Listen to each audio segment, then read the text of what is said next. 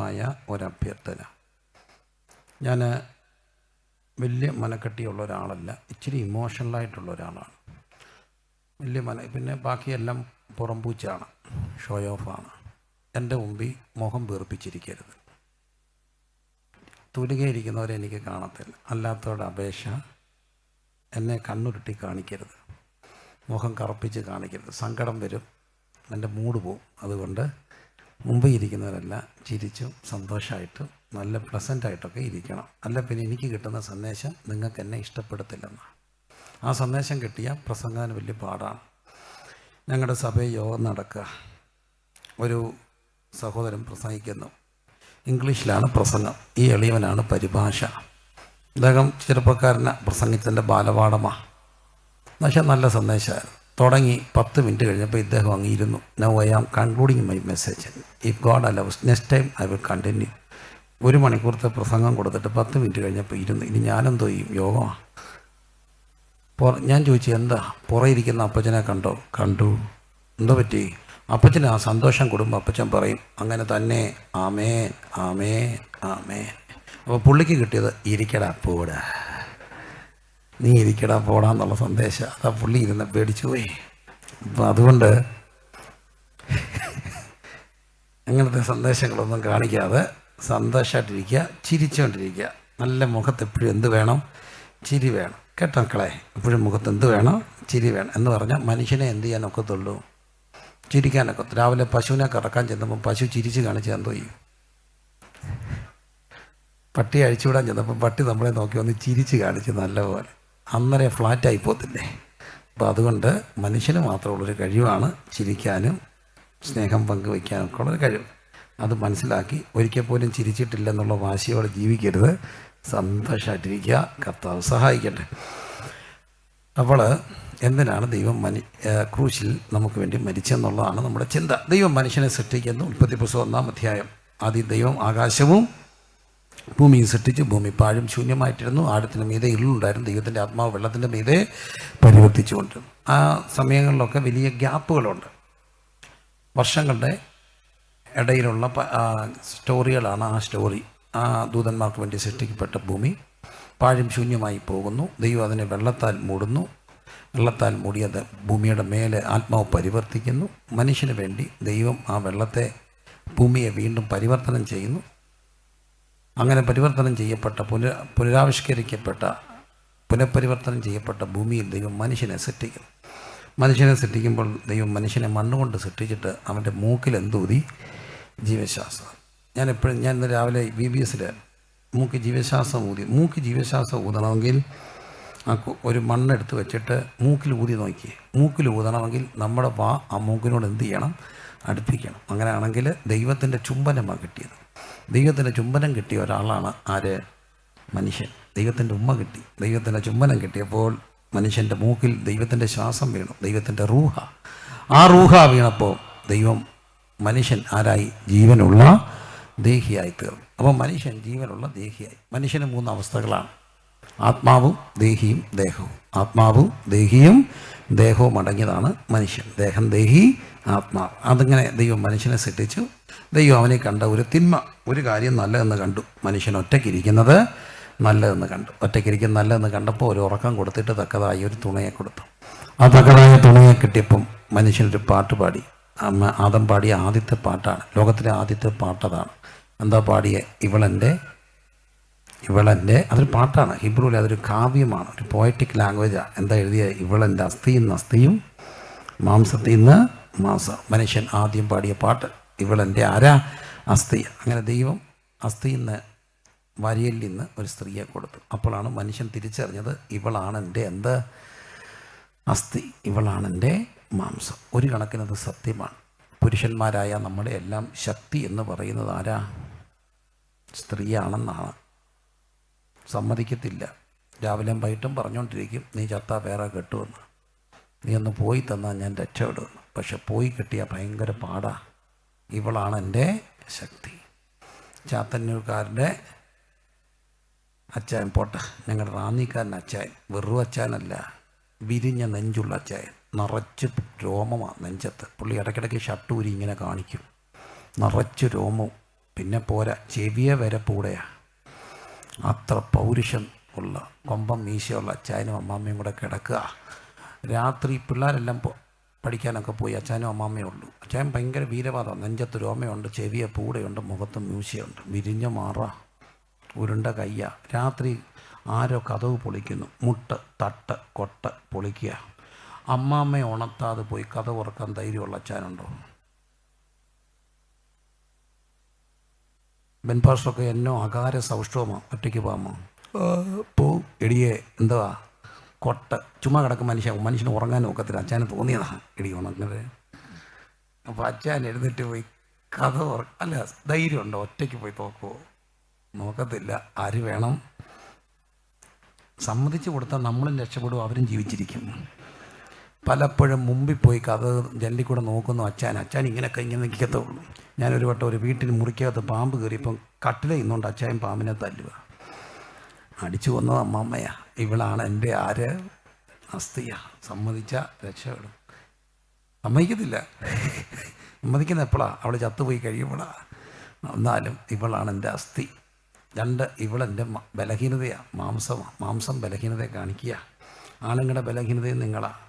എങ്ങനെ വേണേലും ഒതുക്കും. ഒന്നീ വിരുട്ടും, അല്ലേ പിണങ്ങും, അല്ലേ കരയും. എങ്ങനായാലും അവരെ നിർത്തും. ഇങ്ങോണോ ഇനി അങ്ങോണോ, ഞാൻ അതാണ് വിരുട്ട്. സാമധാന ഭേദതണ്ണ. ഒന്നും ഒത്തില്ലേ അവൾ കരയും.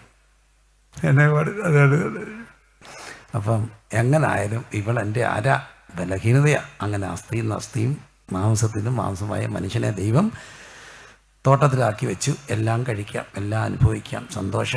പക്ഷെ ഒറ്റ കാര്യം പറഞ്ഞു, കൽപ്പന കൊടുത്തു. തോട്ടത്തിൻ്റെ നടുക്ക് നിൽക്കുന്ന വൃക്ഷഫലം എന്ത് ചെയ്യരുത്? കഴിക്കുക. ആ തോട്ടത്തിൻ്റെ നടുക്ക് നിൽക്കുന്ന വൃക്ഷഫലത്തിൻ്റെ പ്രത്യേകത എന്താ? തിന്മ നന്മകളുടെ വൃക്ഷഫലം. ഒറ്റ കാര്യം കൊണ്ട് അത് പറയുന്നത്. തിന്മയും നന്മയും നിശ്ചയിക്കാനുള്ള അധികാരം നമുക്കല്ല, ദൈവത്തിന്. ആ അധികാരം നമുക്ക് കിട്ടിയാൽ നമ്മൾ തിന്മയെ നന്മയാക്കും, നന്മയെ എന്താക്കും? തിന്മയാക്കും. സാത്താൻ വന്ന് പറ്റിച്ചു. ഈ സാത്താൻ പറ്റിക്കുന്നത് എങ്ങനെയാണെന്നറിയാമോ?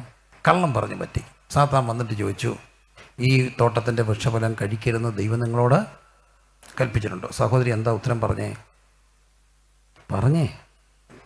സൺഡേ സ്കൂളിൽ പഠിച്ചവരെ, ഏജിയുടെ സൺഡേ സ്കൂളൊക്കെ നല്ല സൺഡേ സ്കൂളാണ്, പഠിച്ചവരെ പറഞ്ഞേ, വൃക്ഷത്തിൻ്റെ ഫലം കഴിക്കരുതെന്ന് മാത്രമല്ല തൊടുക പോലും.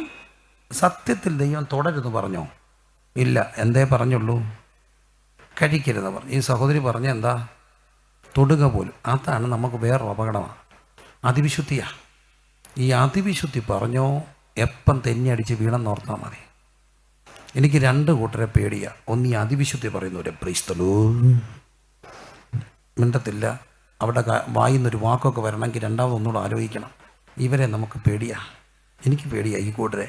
രണ്ടാമത്തൊരു കൂട്ടരുണ്ട്, ഈ അതിവിനയം കാണിക്കുന്നവരുണ്ട്. പാസ്റ്ററേ, ആ കുഞ്ഞിനെ എന്തിനാണെന്നറിയാമോ? കാലേ വാരാനാ. അതിവിശുദ്ധിയും അതിവിനയവും രണ്ടും അപകടം. ഏതായാലും അമ്മച്ചി അതിവിശുദ്ധി അടിച്ചു. അപ്പോഴേ വാർത്താനം പിടി കിട്ടി, അമ്മച്ചിയെ ഞാൻ വളയ്ക്കും.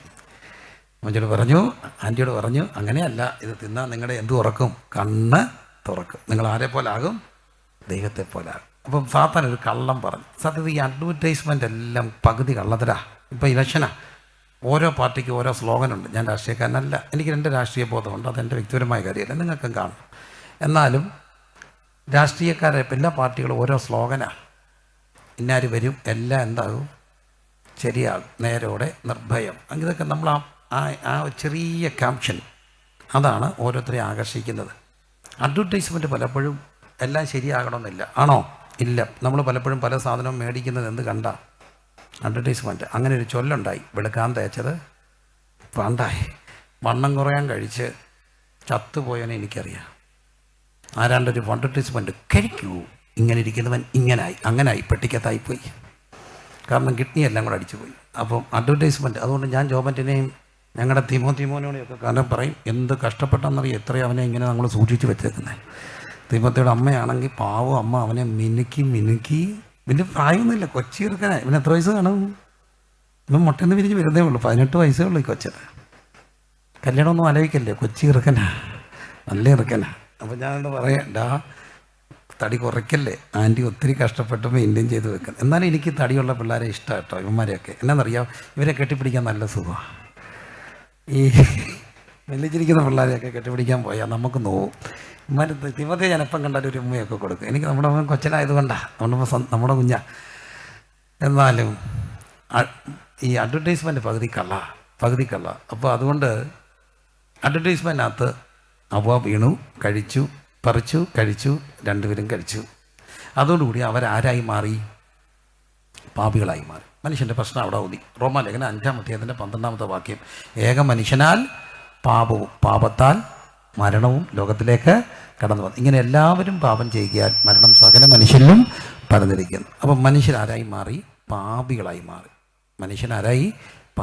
മനുഷ്യൻ്റെ അടിസ്ഥാന പ്രശ്നം പാപമാണ്. അത് നമ്മൾ നിഷേധിക്കാൻ ഒക്കത്തില്ല. നമ്മൾ പറയും അടിസ്ഥാന പ്രശ്നം എന്താ? ദാരിദ്ര്യമാണ്. ഈ ഭൂമിയുടെ പ്രശ്നം, രാജ്യത്തിൻ്റെ പ്രശ്നം ദാരിദ്ര്യം, അഴിമതി. സത്യമാ? ദാരിദ്ര്യം അഴിമതി ഉണ്ടാകാൻ കാര്യമല്ല, പാപമാണ്. കുറച്ച് പേരുടെ അകത്ത് സ്വാർത്ഥത. ഞങ്ങൾക്കും വേണം പണം, നമുക്കേ ആകാവൂ പണം.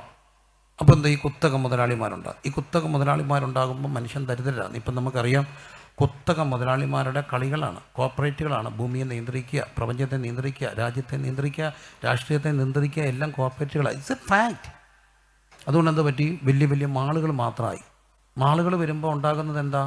ദാരിദ്ര്യം. ആരില്ലാതാകും? ചെറുകിട കച്ചവടക്കാരില്ലാതാകും. നമ്മുടെ കൊച്ചു കടയിലെ അപ്പുറത്ത് ഒരു പലചരക്കട. എന്താ? രാവിലെ അമ്മച്ചി മോൻ്റെ കയ്യിലൊരു ലിസ്റ്റും കൊടുത്തു വിട്ടു. 250 വെളിച്ചെണ്ണ, 100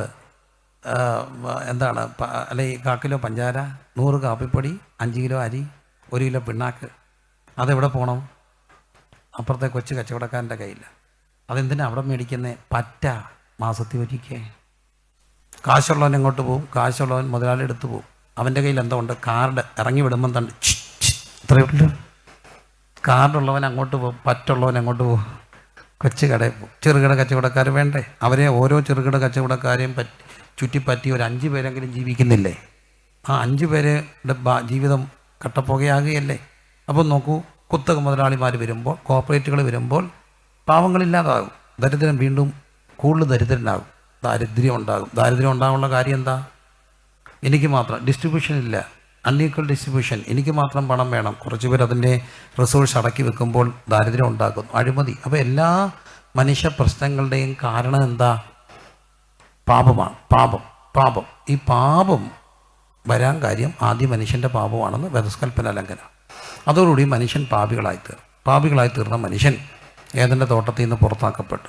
ദൈവം അവരങ്ങോട്ട് കടക്കാതിരിക്കാൻ, ജീവൻ്റെ വൃക്ഷത്തിൽ കൈനീട്ടാതിരിക്കാൻ വാളിൻ്റെ തിരിയുന്ന ജാലയുമായി കരുവോളെ എന്ത് ചെയ്തു? കാവൽ നിർത്തി. ഇത് നമ്മൾ വായിക്കുന്നു. അങ്ങനെ മനുഷ്യൻ പുറത്താക്കപ്പെട്ടു. തിരുനാളിൽ മരിക്കുമെന്ന് പറഞ്ഞെങ്കിലും ഉടനെ മരിച്ചില്ല. കാരണം തിരുന്ന നാളിലാണ്.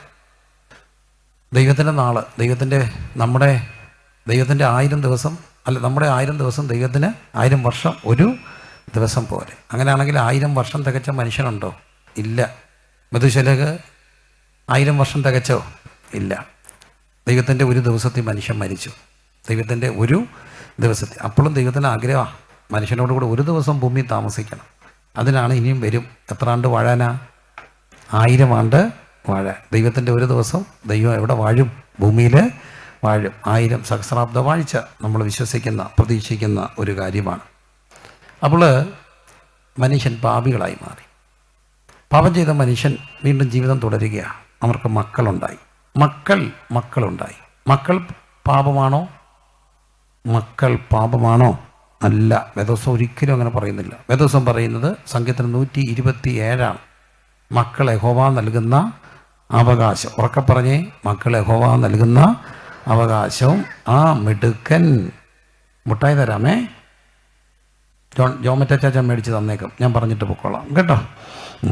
അപ്പം മക്കൾ യഹോവ നൽകുന്ന അവകാശവും ഉദരഫലവും അവൻ തരുന്ന പ്രതിഫലമാണ്. ഉറക്കെ പറഞ്ഞേ, മക്കൾ യഹോവ നൽകുന്ന അവകാശവും ഉദരഫലം അവൻ തരുന്ന പ്രതിഫലമാണ്. മക്കൾ വീരൻ്റെ വയിലെ അസ്ത്രങ്ങൾ എങ്ങനെയോ അങ്ങനെയാകുന്നു യൗവനത്തിലെ മക്കൾ. അവർ മേശയ്ക്ക് വിറ്റു എന്തുപോലെ ഇരിക്കും? ഒലിവ് തൈ പോലെ. അപ്പം ദൈവം മനുഷ്യന് മക്കളെ കൊടുത്തു. മക്കൾ പാപഫലമാണോ? ആണോ? അല്ല. പക്ഷേ ഇന്ന് പറ്റുന്ന ഒരു അപകടം, മക്കളെ വേണമെന്ന് പറയുന്ന ഒരു കുറവാണ്. ഇന്നൊരു ക്രൈസ്തവ വിശ്വാസി അടിസ്ഥാനപരമായി അറിയേണ്ട കുറച്ച് സത്യങ്ങളുണ്ട്. അതൊരു സാമൂഹികമായ സത്യമാണ്. താമസിച്ച് കല്യാണം കഴിക്കുന്ന കൂടുതലും ക്രൈസ്തവരാണ്. അവർക്കിപ്പോൾ ഒന്നും കെട്ടണ്ട. ഇവിടുത്തെ പല പിള്ളേർക്കും കെട്ടണ്ട. ഒറ്റക്കാരിയ പേടിയായിരുന്നു കെട്ടാൻ. കാരണം കെട്ടിക്കഴിഞ്ഞാൽ ജീവിക്കുമോ, ശരിയാവുമോ എന്നുള്ള ഒരു പേടി പ്രത്യേകിച്ച് പെൺപിള്ളാരുടെ മനസ്സിലുണ്ട്. അതുകൊണ്ട് ഇതുങ്ങളിങ്ങനെ കെട്ടാൻ നിൽക്കും. കാരണം അവർ കണ്ട ഒത്തിരി പേരുടെ വീട്ടിലെ പ്രശ്നമൊക്കെ ഇവരിങ്ങനെ പേടിപ്പിക്കും. അതിനൊക്കെ ഒത്തിരി കാര്യങ്ങളുണ്ട്. ആൺപിള്ളേർ വേറൊരു സ്റ്റൈലിലോട്ട് മാറി. അത് ക്രൈസ്തവരെ തന്നെ ലോകം മുഴുവൻ. അപ്പോൾ അവിടെയാണ് ഈ കുടുംബങ്ങളൊക്കെ തകരുന്നത് കൊണ്ട് കല്യാണം കഴിക്കാൻ പേടിക്കുന്നവരുണ്ട്. കുടുംബങ്ങൾ തകരാനായിട്ടുള്ള ഒരു കാര്യം, ഞാൻ മനസ്സിലാക്കുന്ന ഒരു കാര്യം, ആൺപെൺ വ്യത്യാസം ഒരു കാഴ്ചപ്പാടുകൾ ഒത്തിരി മാറ്റങ്ങളുണ്ടായി. പഴയ പോലെ സഹിച്ചും ക്ഷമിച്ചും ഒക്കെ നിൽക്കുന്ന പെൺകുട്ടികളുണ്ടോ? ഇല്ല. നിങ്ങൾ ആൺകുട്ടികളെ ശ്രദ്ധിച്ചോ? നമ്മുടെ ഈ ആൺപിള്ളേരെല്ലാം കൂടുതലും യോഗത്തിന് വരുമ്പോൾ ഫോർമലായിട്ടൊക്കെ വരുമെങ്കിലും തലേദിവസവും രാത്രിയിലൊരു പരിപാടി ഇവിടെ കസേര ഇടാനോ ഒക്കെ വരുന്ന കൂടുതലും ആകുമ്പോഴേക്കും ഞാൻ കണ്ടില്ല. എന്നാൽ പോലും ആൺപിള്ളേർ പലരും നിക്കറല്ലേ ഇടുന്നേ. ആൺപിള്ളേരുടെ നിക്കറിന് എന്തോരം ഇറക്കം കാണും, മുട്ട് വരെ ഇറക്കം കാണും. ഇനി പെൺപിള്ളേർ പറഞ്ഞ് പെൺപിള്ളേരുടെ നിക്കറിന് ഇവിടം വരെ ഇറക്കമുണ്ട്. ഇവിടുത്തെ കൊച്ചു വീട്ടിൽ അമ്മയുള്ളപ്പോഴല്ല, ബാംഗ്ലൂരോട്ട് പോയാ അച്ചായ പറയാൻ ഒക്കത്തില്ല. അതിൻ്റെ കടല ഇറക്കം ഇവിടം വരെയാ. അവൾ ഫോർവേഡായി. ഇനി വേറൊരു കാര്യം ശ്രദ്ധിച്ചോണം, ഈ പെൺപിള്ളേർക്ക് പലർക്കും ഇപ്പം വലിയ വാരി വലിച്ച് വളയൊക്കെ ഇട്ടുകൊണ്ട് നടക്കുമോ? ഇല്ല. അതിനുള്ളവരെ പിണക്ക ആരും അങ്ങനെ ഇടത്തില്ല. എനിക്ക് അബദ്ധം പറ്റി കമ്മലൊന്നും ഇല്ലാതെ നിൽക്കുന്ന പെൺപിള്ളേർ എടുത്ത് ഞാൻ അറിയാൻ വെച്ചു കുട്ടി വിശ്വാസിയാണോ. നമ്മൾ എന്നെ തുറച്ച് നോക്കുക. അവൾ വിശ്വാസി പോലും അല്ല, ക്രിസ്ത്യാനിയല്ല. പക്ഷേ ഒത്തിരി പിള്ളേർ എന്തിടുന്നില്ല, ആഭരണമൊന്നും ഇല്ല. ഇനി കല്യാണത്തിനൊക്കെ പോയാലും ചെറിയൊരു മാലയും മാലയുടെ അറ്റത്തൊരു ഡയമണ്ട് പോലെ ഒരു നല്ല വില, അത്രയല്ലേ ഉള്ളൂ അല്ലേ? അതേസമയം ഇവൻ ഇവിടെ കുത്തി, ഇവൻ ഇവിടെയും കുത്തി, അവൻ ആഭരണം ഇട്ടു, ഇവളെന്തോ മാറ്റി, ആഭരണം മാറ്റി. ശ്രദ്ധിച്ചിട്ടുണ്ടോ? സത്യമാണോ? അവൾ ബോയ് കട്ട് ചെയ്തു. എൻ്റെ പാസേ അങ്ങളെ ചൂട് നല്ല മുടിയാ. റെഡി കൊച്ച എന്താ പറ്റി? ചൂട് താങ്ങാൻ വയ്യ. ഞാനിതെല്ലാം എന്ത് ചെയ്തു? ബോബി ചെയ്തു. അവനോ വളർത്തി കെട്ടി വെച്ച്, കണ്ടിട്ടുണ്ടോ? അവനിതെല്ലാം കൂടെ കെട്ടി ഇവിടെ കൂച്ച് കെട്ടി വെച്ചേക്ക. അവളോ വെട്ടി. അവൻ കമ്മലിട്ട് കൂച്ചി കെട്ടി വെച്ചു, ഇവളോ കമ്മലില്ലാതെ ബോയ് കെട്ടി ചെയ്തു. എന്നിട്ട് അവളിവിടെ പോവാ. അവൾ ബുള്ളറ്റേൽ മൂന്നാറിന് പോവാ. ഇവനോ മുടിയും വളർത്തി കമ്മലിട്ട് ആക്റ്റീവായ പുറകെ. അവനോടാണ് ഉപദേശം പറയുന്നത്, അവളോടാണ് പറയുന്നത്, ഭാര്യ ഭർത്താവിന്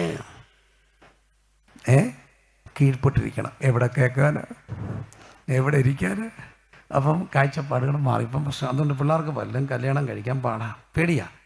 ഇനി കല്യാണം കഴിച്ചാൽ പോലും ഒരു വലിയ ട്രെൻഡായിപ്പോൾ. അതിനെ വിളിക്കുന്ന ഡിങ്കം എന്നൊക്കെയാണ്. എന്നോട് ഈ പിള്ളേർ പറഞ്ഞിരുന്ന എന്നറിയാം, dual income with no kids. നല്ല ശമ്പളം 2 പേർക്കും ഉണ്ട്. ആരെ വേണ്ട? പിള്ളേർ വേണ്ട. എന്തിനാണെന്നറിയാമോ? അവധിക്കൊക്കെ പാരീസിൽ പോകണം, ജർമ്മനി പോകണം, എന്നിട്ടോ എല്ലായിടത്തും ഫോട്ടോ എടുത്ത് ഇൻസ്റ്റാഗ്രാമിൽ ഇടണം. അവൾ അവിടെ പോയെങ്കിൽ ഞാൻ അതിനപ്പുറത്ത് പോകും. അവൾ തായ്ലൻഡിൽ പോയെങ്കിൽ ഞാൻ മലേഷ്യയിൽ കൂടെ പോകുന്നുള്ളൂ. വശീല അങ്ങനെ വേൾഡ് ടൂറാ. അതിന് തടസ്സമാണ് ആര്? മക്കളാ. അപ്പോൾ മക്കൾ വേണ്ടാത്തവർ. എൻ്റെ അടുക്ക ഒരു പെൺകുട്ടി വന്നു. അവൾ പറഞ്ഞു, പക്ഷേ അവസാനം അവൾ കെട്ടാൻ തീരുമാനിച്ചു വിത്ത് എ കണ്ടീഷൻ, പിള്ളേർ വേണമെന്ന് നിർബന്ധിക്കാത്ത ചെറുക്കനെ വേണം. ഇനി പിള്ളേരുണ്ടായാലും ഒന്നിൽ കൂടുതലാകണമെന്ന് അവൻ പറയരുത്. ഞാൻ അവളോട് ചോദിച്ചു, മോൾ എത്രാമത്തെയാ? ഞാൻ 3-ാമത്തെയാ. നിൻ്റെ അമ്മ നിൻ്റെ അച്ഛനോട് അന്ന് പറഞ്ഞ് എനിക്ക് 1 മതിയെന്ന് പറഞ്ഞായിരുന്നേ നീ കാണുമോ? ഇല്ല. മക്കൾ യഹോവ നൽകുന്ന അവകാശം. അല്ല, ഞാനും ചോദിച്ചോട്ടെ, വീട്ടിൽ 2-ാമത്തെ മക്കളൊന്ന് കൈപൊക്കിക്ക്. വീട്ടിൽ 2-ാമത്തെ മക്കൾ, ദൈവം അനുഗ്രഹിക്കട്ടെ, കൈ താത്തിട്ടെ. വീട്ടിൽ 3-ാമത്തെ മക്കളൊന്ന് കൈപൊക്കിക്ക്. കണ്ട 3-ാമത്തെ മക്കൾ കൈ താത്തിട്ടെ. 4-ാമത്തെ മക്കളൊന്ന് കൈപൊക്കിക്ക്. കണ്ടോ 4. 5-ാമത്തെ മക്കൾ കൈപൊക്കിക്ക്. നല്ല സന്തോഷമല്ലേ? 5-ാമത്തെ കുഞ്ചി അമ്മയ്ക്ക് 5 മക്കളാണേ. 5-ാമൻ ഓമന കുഞ്ചുവാണ്. അതുകൊണ്ട് ഇവിടെ ഫ്രണ്ടിൽ ഇരിപ്പുണ്ട് അച്ഛാ ഉൾപ്പെടെ. 5-ാമൻ ഓമന കുഞ്ചുവാണ്. 5. ദൈവം അനുഗ്രഹിക്കട്ടെ. 6 ഉണ്ടോ? 6 ഉണ്ട്. 1 2 ദൈവം അനുഗ്രഹിക്കട്ടെ. 7 ഉണ്ട്. പുറകിലുണ്ട്. നമ്മുടെ അച്ചായിരിപ്പുണ്ട് പുറകിൽ. 7 8 ഉണ്ട്. 8. ഒരു കയ്യടി ആൻറ്റിക്കല്ല, ആൻറ്റിയുടെ അമ്മയ്ക്ക്. അമ്മയുണ്ടോ? ഇല്ല. ഉണ്ടോ? ഇല്ല. 8 മക്കളെ പ്രസവിച്ച അമ്മയുണ്ടെന്ന്. ആ അമ്മയുടെ മോള് ഇവിടെ ഇരിപ്പുണ്ട്. 8-ാമത്തെ മോള്. 9 10 9 ഉണ്ട്. എൻ്റെ കർത്താവ് 9 ഉണ്ട്. ചാപ്പന്ന ആ അമ്മ 9 പ്രസവിച്ച അമ്മ. ദൈവം അനുഗ്രഹിക്കട്ടെ. 10 ഉണ്ടോ? ഇല്ല. എൻ്റെ പൊന്ന് തൂലിക വെച്ചായ 9 അന്നേരം കുപ്പിയെടുക്കണ്ടേ? 8, 9 ഒക്കെ ചരിത്ര മുഹൂർത്തങ്ങളല്ലേ. 9, 10 ഉണ്ടോ, 11 ഉണ്ടോ? ഞാൻ 14 വരെ കണ്ടിട്ടുണ്ട്. 14 മക്കളെ പ്രസവിച്ച അമ്മയെ കണ്ടു, അപ്പച്ചനെയും കണ്ടു, റീസെൻ്റായിട്ട് കണ്ടു, വീണ്ടും കണ്ടവരെ. അപ്പച്ചൻ പറഞ്ഞു, ഇപ്പോഴും I am okay but what to do. എന്നെ കേട്ടപ്പോൾ പറഞ്ഞു ഐ ആം ഓക്കെ ബട്ട്, ഇംഗ്ലീഷുകാരാ, I am okay but what to do. അപ്പം അപ്പോൾ ദൈവവചനം പറയുന്നു, മക്കളെ യഹോവ നൽകുന്ന ആരാ? അവകാശമാണ്. അപ്പോൾ മക്കളെ സ്വീകരിച്ചവർ, ഈ മക്കളെ സ്വീകരിച്ചത് ദൈവത്തിന് വേണ്ടിയാണ്. അപ്പോൾ എല്ലാവരും ചോദിക്കുക, ഒത്തിരി മക്കളെ തന്നാൽ ഇവരെ എങ്ങനെ വളർത്തും? അവർക്കൊരു കാര്യം അറിയായിരുന്നു, വാ കീറിയവൻ എന്തോ തരും, എന്നെ തരും. മക്കളെ തന്നോ ആര് നോക്കിക്കോളും? ദൈവം നോക്കിക്കോളും. ഇനി മക്കളെ എന്തിനാ സ്വീകരിക്കുക? ഒരു കാര്യമുണ്ട്. ഒരു കുഞ്ഞ് ജനിച്ചു, ശ്രദ്ധിക്കണേ ക്രൈസ്തവരെ, വിശ്വാസികളെ ശ്രദ്ധിക്കണം. ഒരു കുഞ്ഞ് ജനിച്ചു, ആ കുഞ്ഞ് 1 മാസം കഴിഞ്ഞങ്ങ് മരിച്ചുപോയി, സങ്കടമാണ്, പക്ഷെ മരിച്ചുപോയി. ആ കുഞ്ഞ് സ്വർഗത്തിൽ കാണുമോ ഇല്ലയോ? ജനിച്ച കുഞ്ഞ് മരിച്ചുപോയി, കുഞ്ഞ് സ്വർഗത്തിൽ കാണുമോ ഇല്ലയോ? കാണും. വിശ്വസിക്കുന്നിടത്ത് കൈപൊക്കിക്കേ. കണ്ടോ? കുഞ്ഞെവിടെ കാണും? സ്വർഗത്തിൽ. അതുകൊണ്ടാണ് കർത്താവ് പറഞ്ഞ്, സ്വർഗരാജ്യം ഇങ്ങനെയുള്ളവരുടേതല്ലേ, നിങ്ങൾ തിരിഞ്ഞ് ആരെപ്പോലെ ആകണം. അപ്പോൾ ആ കുഞ്ഞെവിടെ കാണും? സ്വർഗത്തിൽ കാണും. ആമേൻ പറ. സ്വർഗത്തിൽ കാണുമേ. ജനിക്കാതെ പോയി സ്വർഗത്തിൽ കാണുമോ? ഇല്ല. അപ്പോൾ ഒരു കുഞ്ഞിന് ജന്മം കൊടുക്കുക എന്ന് പറഞ്ഞാൽ, ഒരു കുഞ്ഞിന് വെറുതെ ജന്മം കൊടുക്കുകയല്ല, സ്വർഗത്തിനൊരു അവകാശിയെ കൊടുക്കുക, നിത്യതയ്ക്കൊരു അവകാശിയെ കൊടുക്കുക. അപ്പോൾ അപ്പനും അമ്മയും കൂടെ നിത്യതയ്ക്ക് വേണ്ടി കൊടുക്കുന്ന സമ്മാനങ്ങളാണ്, അവകാശികളാണ് ആര്? മക്കൾ. Hallelujah, hallelujah, hallelujah. അത് വിശ്വസിക്കുന്ന ക്രൈസ്തവ ദമ്പതികളൊന്ന് സ്തോത്രം ചെയ്തേ. നിത്യതയ്ക്ക് കൊടുക്കുന്ന അവകാശികളാണ് മക്കൾ. യഹോവ നൽകുന്ന അവകാശം, ഉദരഫലം അവൻ തരുന്ന പ്രതിഫലമാണ്. അപ്പോൾ മക്കൾ ജനിക്കാതെ പോയാൽ, മക്കൾ വേണ്ടെന്ന് വെച്ചാൽ, ആ മക്കൾ നിത്യതയെ കാണുമോ? ഇല്ല. അപ്പോൾ ഒരു കുഞ്ഞിന് ജന്മം കൊടുക്കുന്നത് ദൈവത്തിന് ചെയ്യുന്ന വലിയൊരു പുണ്യമാണ്. ആ കുഞ്ഞിനെ എവിടെ എത്തിക്കുക? നിത്യത എത്തിക്കുക. അപ്പം നമ്മൾ ഓർക്കും ഈ കഷ്ടപ്പാട്. അവിടെ എനിക്കൊരു കാര്യം പറയാനുണ്ട്. കുഞ്ഞുങ്ങളെ ജനിച്ചാൽ കൊല്ലണം, അമ്മയോടുള്ള കൽപ്പനയാണ്. അതുകൊണ്ട് അമ്മമാരെല്ലാം പേടിച്ചു, മക്കളെ വേണോ? വേണ്ട, ഇപ്പം വേണ്ട. പക്ഷേ ഒരപ്പനും അമ്മയും കൂടെ തീരുമാനിച്ചു, വരുന്നത് വരട്ടെ, വരുന്നിടത്ത് വെച്ച് കാണാം. അങ്ങനെ അവർ ഒരു കുഞ്ഞിന് ജന്മം കൊടുത്തു. പ്രാർത്ഥിച്ച് കർത്താവിനെ ആശ്രയിച്ച് കുഞ്ഞിനൊരു പേരിട്ടു, മോശ എന്നാ. മോശക്കുഞ്ഞിനെ അവർ കൊണ്ട് ഞാങ്ങണപ്പെട്ടകത്തിൽ വെച്ച് അവിടെ വെച്ചു. ബർവയുടെ പുത്രി കണ്ടു, എടുത്തുകൊണ്ട് പോയി. ഒടുവിൽ മിരിയാം ഇടപെട്ടു. തറമുള്ള പെണ്ണുങ്ങളാ ഓടി വന്നു. എന്നിട്ട് പറഞ്ഞു, ആ അമ്മയുടെ ബർവൻ്റെ പുത്രിയുടെ മുഖം സന്തോഷിക്കുന്ന കണ്ടം പറഞ്ഞു, കുഞ്ഞ് കരയുക, പാല് കൊടുക്കണ്ടേ, ഞാനൊരാളെ കൊണ്ടുവരാം, വെട്ടിക്ക് പെണ്ണ്, ഇങ്ങനെ വേണം പെൺപിള്ളേരായ. വിളിച്ചുകൊണ്ട് വന്നു, കൊടുത്തു. ആരെ തന്നെ? അമ്മയെ തന്നെ. കണ്ടോ? അമ്മയെ തന്നെ. അപ്പം ബർവൻ്റെ പുത്രി ഇവൾക്ക് പറയുന്നുണ്ട്, ഞാൻ നിനക്ക് എന്ത് തരാം? ശമ്പളം തരാം. ശമ്പളം കൊടുത്തു. അവിടെ ഒരു ദൂതുണ്ടായി. കഷ്ടപ്പെട്ട് കുഞ്ഞുങ്ങളെ പ്രസവിച്ച് വളർത്തുന്ന അമ്മമാർക്ക് ശമ്പളവും പ്രതിഫലം കൊടുക്കുന്നത് ആരാ? ദൈവമാണ്. മക്കളെ പ്രസവിച്ച് വളർത്തുന്ന അമ്മമാരുടെ പ്രതിഫലം വലുതാ. എവിടെ? സ്വർഗത്തിൽ. കാരണം അവർ നിത്യതയ്ക്ക് അവകാശികളെ കൊടുക്കുക. അതുകൊണ്ട് ആ കാഴ്ചപ്പാടിൽ മക്കളെ കാണാൻ ഓരോ ക്രൈസ്തവ ദമ്പതികളും ഒരുങ്ങണം. ഇത് പറയാൻ ദൈവം എന്നോട് പറഞ്ഞതുകൊണ്ടാണ് ഞാൻ പോകുന്നിടത്തല്ല ഇത് പറയുന്നത്. എന്താ കാര്യം ചോദിച്ചാൽ, മക്കളെ വേണ്ടെന്ന് പറയരുത്. മക്കളെ സ്വീകരിക്കണം. ഒന്നും അരമുറിയുമായിട്ട് നടക്കരുത്. പിള്ളേർ വേണം. എനിക്ക് 4ാമത്തെ ഒരു കുഞ്ഞുണ്ടായപ്പോൾ ഹോസ്പിറ്റലിൽ എൻ്റെ ഭാര്യ, ഞാനവിടെ ഇല്ല, വന്നവരെല്ലാം ചോദിച്ചു, നിർത്തിയോ? അന്ന് ഞാൻ കേട്ടൊരു കമൻ്റുണ്ട്, പെറ്റ് കൂട്ടിയാൽ പോരെ, ദശാംശം കൊണ്ട് കഴിച്ചോളൂ, ചിലവൊന്നുമില്ലല്ലോ. ആ കമൻറ്റ് വരെ കേട്ടു. ഒറ്റ തെറ്റ 4ാമതൊരു കുഞ്ഞുണ്ടായി. അവസാനം ആശുപത്രി തൂക്കാൻ വന്ന സ്വീപ്പർ, ആൻ്റെ എത്രാമത്തെയാ? 4ാമത്തെയോ? നിർത്തിയോ? ഇല്ല. അവർ ചൂലും തിരിച്ചുകൊണ്ട് അങ്ങ് ചെന്നു, നിർത്തിയില്ലെന്ന്. ആ പെണ്ണുമ്പിള്ളയ്ക്ക് വല്ല സോക്കേടുണ്ടോ? അവസാനം ഇവിടെ ഇടിപ്പ് കൂടി, ഡോക്ടർ വന്നു, നേഴ്സ് വന്നു, കഥ കടച്ചു, എഴുതി തൂക്കി, സന്ദർശകരെ അനുവദിക്കുന്നില്ല. ഏക കുറ്റം, 4ാമതൊരു കൊച്ചുണ്ടായി. അതുകൊണ്ട് അടുത്തിടയ്ക്കൊരു പ്രവാചകൻ പറഞ്ഞു, ഒത്തിരി നിന്നയേറ്റ കൊച്ചാണ്. അപ്പം മക്കൾ യഹോവ നൽകുന്ന അവകാശം. വേഗത്തിൽ മുമ്പോട്ട് പോട്ടെ. അപ്പം മക്കൾ പാപഫലമാണോ? അല്ല. പക്ഷെ മക്കൾക്ക് എന്ത് സ്വഭാവം ഉണ്ടായി? പാപ സ്വഭാവം ഉണ്ടായി. എന്തുകൊണ്ടാണ്? അപ്പൻ്റെ അമ്മയുടെയും പാപത്തിന് ശേഷം മക്കളുണ്ടായത് കൊണ്ട് പാപ സ്വഭാവം ഉണ്ടായി. ഇന്ന് നമ്മൾ പാപം ചെയ്ത് പാപിയാകുകയാണോ? പാപി ആയതുകൊണ്ട് പാപം ചെയ്യുകയാണോ? നിങ്ങൾ പെട്ടെന്ന് പറയണം. പാപം ചെയ്ത് പാപിയാകുകയാണോ, പാപി ആയതുകൊണ്ട് പാപം ചെയ്യുകയാണോ? പാപം ചെയ്ത് പാപിയാകുകയാണോ, പാപി ആയതുകൊണ്ട് പാപം ചെയ്യുകയാണോ? പാപി ആയതുകൊണ്ട്. കട്ട് കള്ളനാകുകയാണോ, കള്ളനായതുകൊണ്ട് കക്കുകയാണോ? മുമ്പിരിക്കുന്ന കൊച്ചുങ്ങളെ, കട്ട് കള്ളനാകുകയാണോ, കള്ളനായതുകൊണ്ട് കക്കുകയാണോ? സംശയം. കട്ട് കള്ളനാകുകയാണോ, കള്ളനായതുകൊണ്ട് കക്കുകയാണോ? കട്ട് കള്ളനാകുവാണെങ്കിൽ കട്ടാരെ കള്ളനാകത്ത്. പക്ഷെ തലേദിവസം പോയി നോക്കി പട്ടിയുണ്ടോ, ഏതുവഴി ഓടാ, ഇതെല്ലാം നോക്കിയിട്ടാണ് എന്ത് ചെയ്തേ? കട്ട്. അപ്പം കട്ട് കള്ളനായാണ്, കള്ളനായതുകൊണ്ട് കക്കുകയാണ്. കള്ളനായതുകൊണ്ട് കട്ട. അവൻ്റെ അകത്തൊരു കള്ളൻ ഇരിപ്പുണ്ട്, പാപി. അതെങ്ങനെ കിട്ടി? അവൻ്റെ അച്ചായൻ കള്ളനായതുകൊണ്ടാണ്. എല്ലാ അച്ഛന്മാരുടെ അകത്ത് ചെറിയൊരു കള്ളനുണ്ട്. ഒരു കുഞ്ഞ് സ്കൂളിൽ നിന്ന് പേരാ മോഷ്ടിക്കുക, കംപ്ലൈൻ്റായി. അവൻ്റെ അച്ചായൻ വലിയ ഉദ്യോഗസ്ഥനാ. അവസാനം സാറുമാരെ വിളിപ്പിച്ചു. ആരെ? അച്ചായനെ. സ്കൂളിൽ വന്നപ്പോൾ സാറന്മാർ ഈ കഥകളെല്ലാം അഴിച്ചിട്ടു. അയാളങ്ങ് ചമ്മി നാറി. ദൈവമേ, വലിയ മനുഷ്യൻ്റെ ചെറുക്കൻ പേനാൻ മുട്ടിക്കുക. ഇറങ്ങി വന്നപ്പോൾ ആ മനുഷ്യൻ മോനെവിടെ ഇങ്ങനെ ചമ്മി നിൽക്കുക. അപ്പനെ പറയിപ്പിച്ചവനെ, പറഞ്ഞ ചെറുക്കൻ, നിനക്ക് പേനാൻ വേണ്ടിക്കാൻ നീ എങ്ങനെയാണോ മുട്ടിച്ചത്? നീ എന്തിനാണോ മുട്ടിച്ചത്? എടാ, നീ എന്നോട് പറഞ്ഞായിരുന്നു ഞാൻ വരുമ്പോൾ ഓഫീസിൽ നിന്ന് അടിച്ചുകൊണ്ട് വരത്തില്ലായിരുന്നു. അപ്പം മോന് സ്കൂളിൽ നിന്ന് അടിച്ചു മാറ്റി. അച്ഛൻ എവിടെ നിന്ന് അടിച്ചു മാറ്റി? ഓഫീസിൽ നിന്ന് അടിച്ച്. യഥാ പിതാ തഥാ പുത്ര, യഥാ മാതാ തഥാ പുത്രി. കേട്ടിട്ടുണ്ടോ? യഥാ മാതാ തഥാ പുത്രി. ചില പെമ്പിള്ളേരെ കെട്ടിച്ച് വിട്ട് കഴിയുമ്പോഴേ അവളുമാർ അവിടെ കിടന്ന് സംഹാര താണ്ഡവും ആടുമ്പം പാവം ചെറുക്കൻ പറയും, ഇവളെ പറഞ്ഞിട്ട് കാര്യമില്ല. അപ്പോൾ അങ്ങ് ചാത്തന്നൂര് അമ്മ തുമ്മും. ചാത്തന്നൂരെ അമ്മ തുമ്മും, കോന്നിയിലെ അമ്മ തുന്നും. എന്തിനാ? പ്രാന്നിന്ന് ചാത്തന്നൂർ കെട്ടിച്ച് വിട്ട ചെറുക്കൻ പറയുമ്പം പ്രാന്നിയിലെ അമ്മ തുമ്മും. ഇവളെ പറഞ്ഞിട്ടൊരു കാര്യമല്ല. ഇതുപോലെ ചാടുന്ന ഒരമ്മ എവിടെ ഉണ്ട്? അവിടെ ഉണ്ട്. യഥാ മാതാ തഥാ പുത്രി, യഥാ രാജ തഥാ പ്രജ. ഞാൻ ഒന്നുകൂടെ കൂട്ടി പറയും. യഥാ പാസ്റ്റർ തഥാ വിശ്വാസി. ഈ പെന്തക്കോസ്തി മാത്രം കാണുന്നൊരു പ്രത്യേകതയാണ്. പ്രാർത്ഥിക്കാനിരിക്കുമ്പോൾ ആടിക്കൊണ്ടിരിക്കും സ്തോത്രം.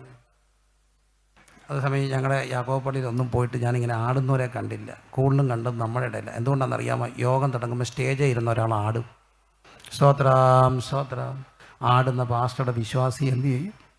ആടും. യഥാ പാസ്റ്റർ തഥാ വിശ്വാസി. കണ്ടോ? യഥാ പാസ്റ്റർ തഥാ വിശ്വാസി. അങ്ങനെ പാപ സ്വഭാവം കൈമാറ്റം ചെയ്യപ്പെട്ടു. നമ്മുടെ അകത്തെല്ലാം ഒരു പാപം ഇരിപ്പുണ്ട്. എപ്പോൾ ഉണ്ട്? കൊച്ചിലേ തൊട്ടിരിപ്പുണ്ട്.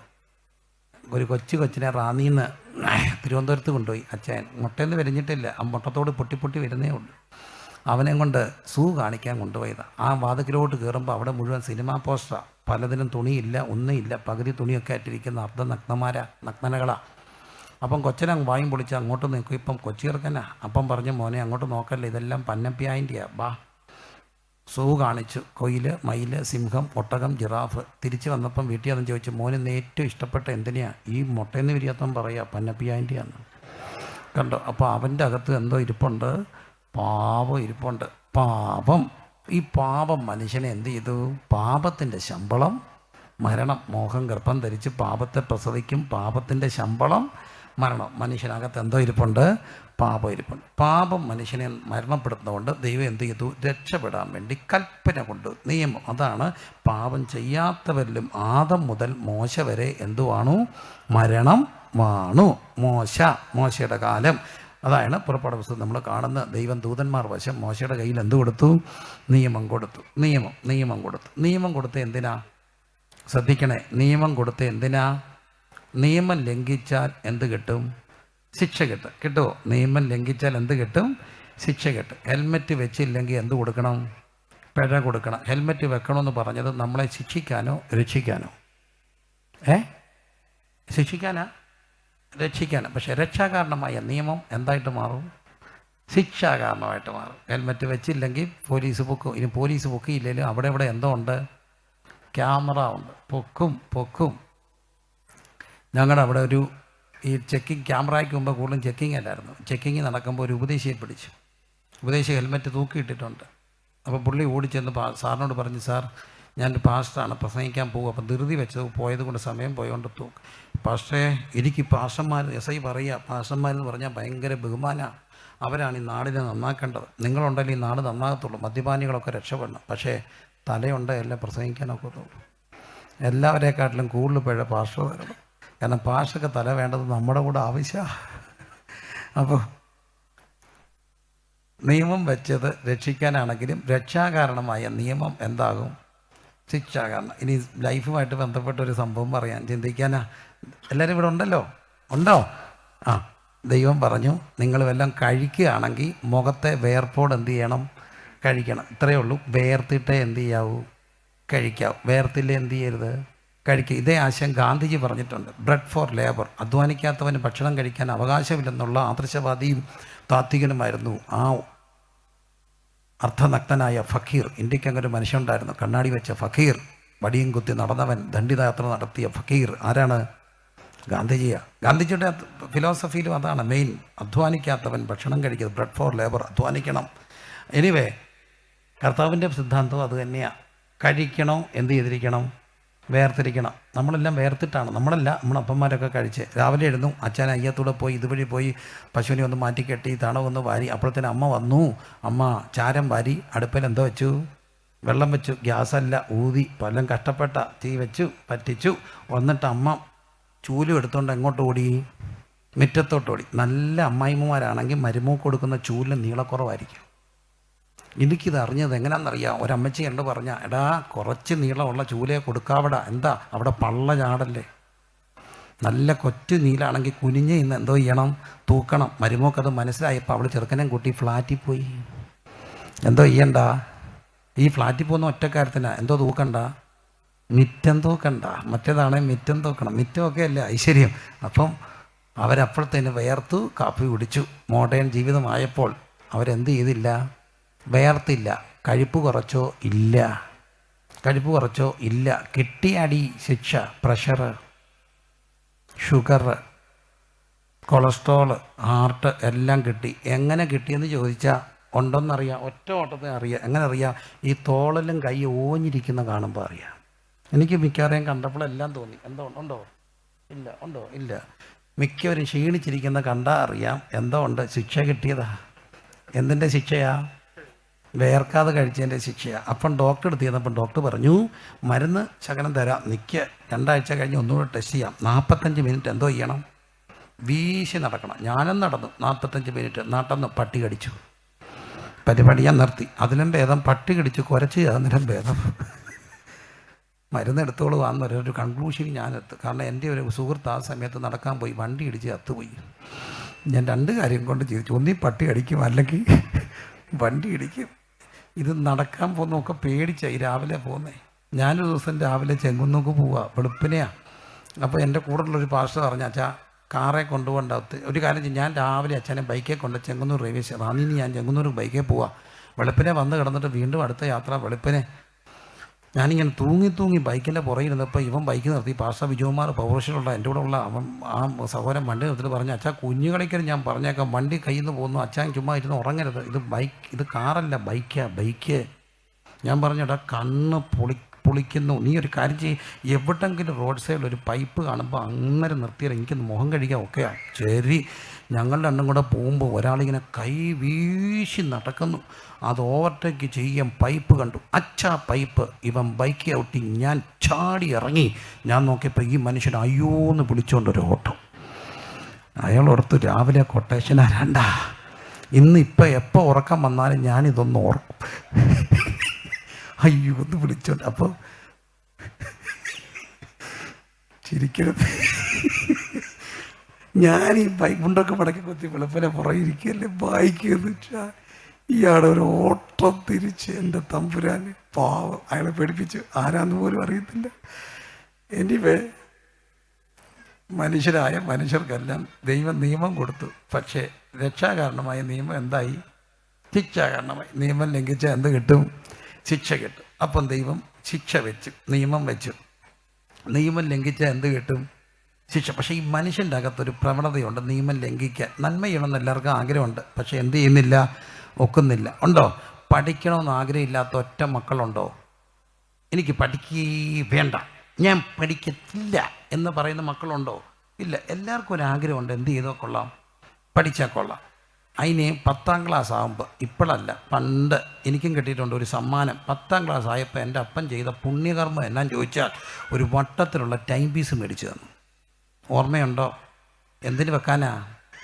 അലാറം വെക്കാൻ. ടൈം പീസേ അലാറം വെച്ചിട്ടുള്ളവരൊന്ന് കൈ പൊക്കിക്കും. ആ ഒറ്റ അട്ടിയാ. ആ അടി എന്നൊക്കെ പറഞ്ഞ നമ്മുടെ ചെവിക്കന്നം പൊട്ടുന്ന അട്ടിയാ. എന്നാലും അലാറം അടിച്ചപ്പോൾ നമ്മളെന്താ ചെയ്തു? നീറ്റായിട്ട് ഓഫ് ചെയ്തു. എന്നിട്ട് ഒറ്റ ഉറക്കം പിന്നെ ഉറങ്ങി. പരീക്ഷ വന്ന് തലേ കയറി തലേദിവസം ഉറങ്ങിയില്ല, പഠിച്ചതല്ല, എന്ത് ചെയ്തു? മറന്നുപോയി. നന്മയിടന്ന് എന്തുണ്ട്? ആഗ്രഹമുണ്ട്. സമ്മതിക്കാത്ത ഉറക്കത്തിൻ്റെ തിന്മ അവരെ ഉറക്കി. ഇനി ഏത് തിന്മയും നന്മയും ശിക്ഷ വരുമെന്നറിയുന്ന എന്തിനേയും ലംഘിക്കാനുള്ളൊരു പ്രവണതയുണ്ട്. കല്യാണത്തിനൊക്കെ പോയിരുന്നാൽ നോക്കണം. എടോ, ഒരു ഐസ്ക്രീം കൂടി ഇങ്ങോട്ട് വെച്ചിട്ട് പോന്ന് പറയുന്നവൻ്റെ ഷുഗർ 500 ഞാൻ കണ്ടിട്ടുണ്ട്.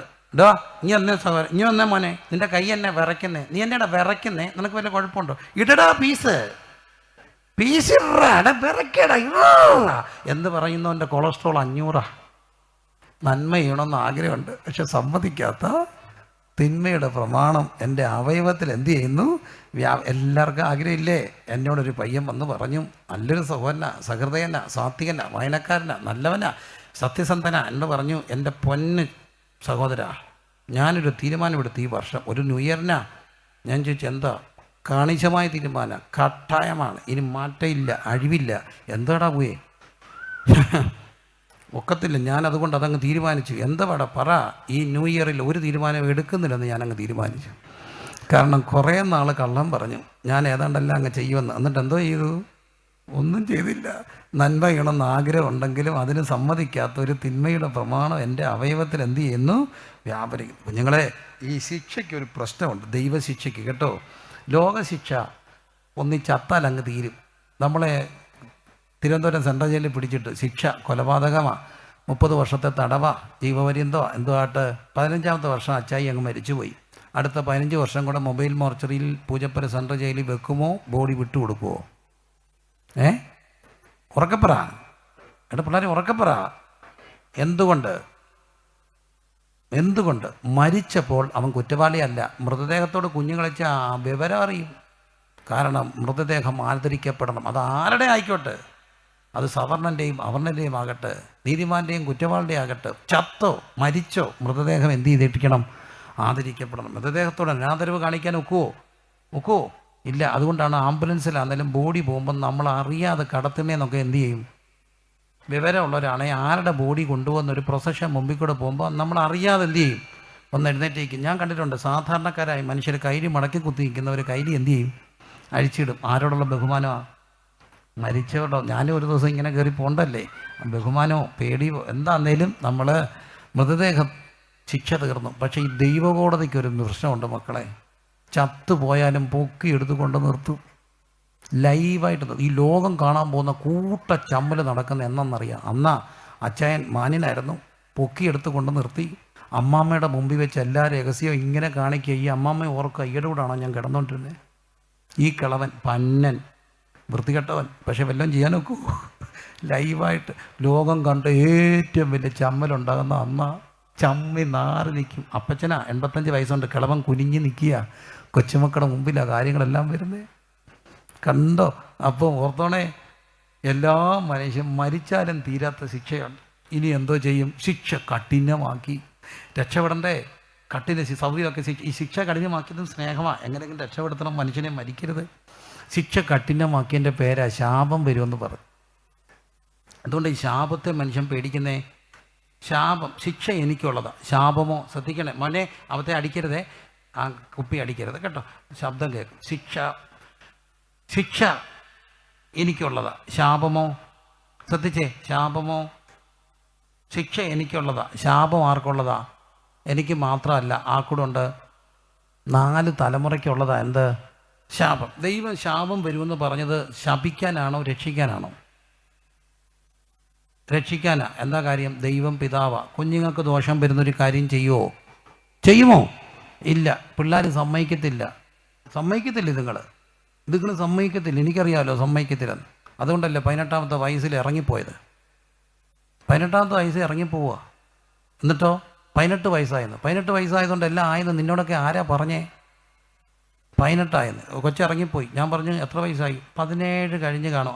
അപ്പാപ്പനാ പറഞ്ഞേ, പേടിക്കണ്ട, ബഹളം വെക്കരുത്, നാട്ടുകാരെ അറിയിക്കരുത്, ബഹളം വെച്ച് ചുമ്മാ നാറ്റിക്കരുത്, നിങ്ങൾ ആരെങ്കിലും ഉണ്ടായി, ഞാനിവിടെ വിട്ടോളാം.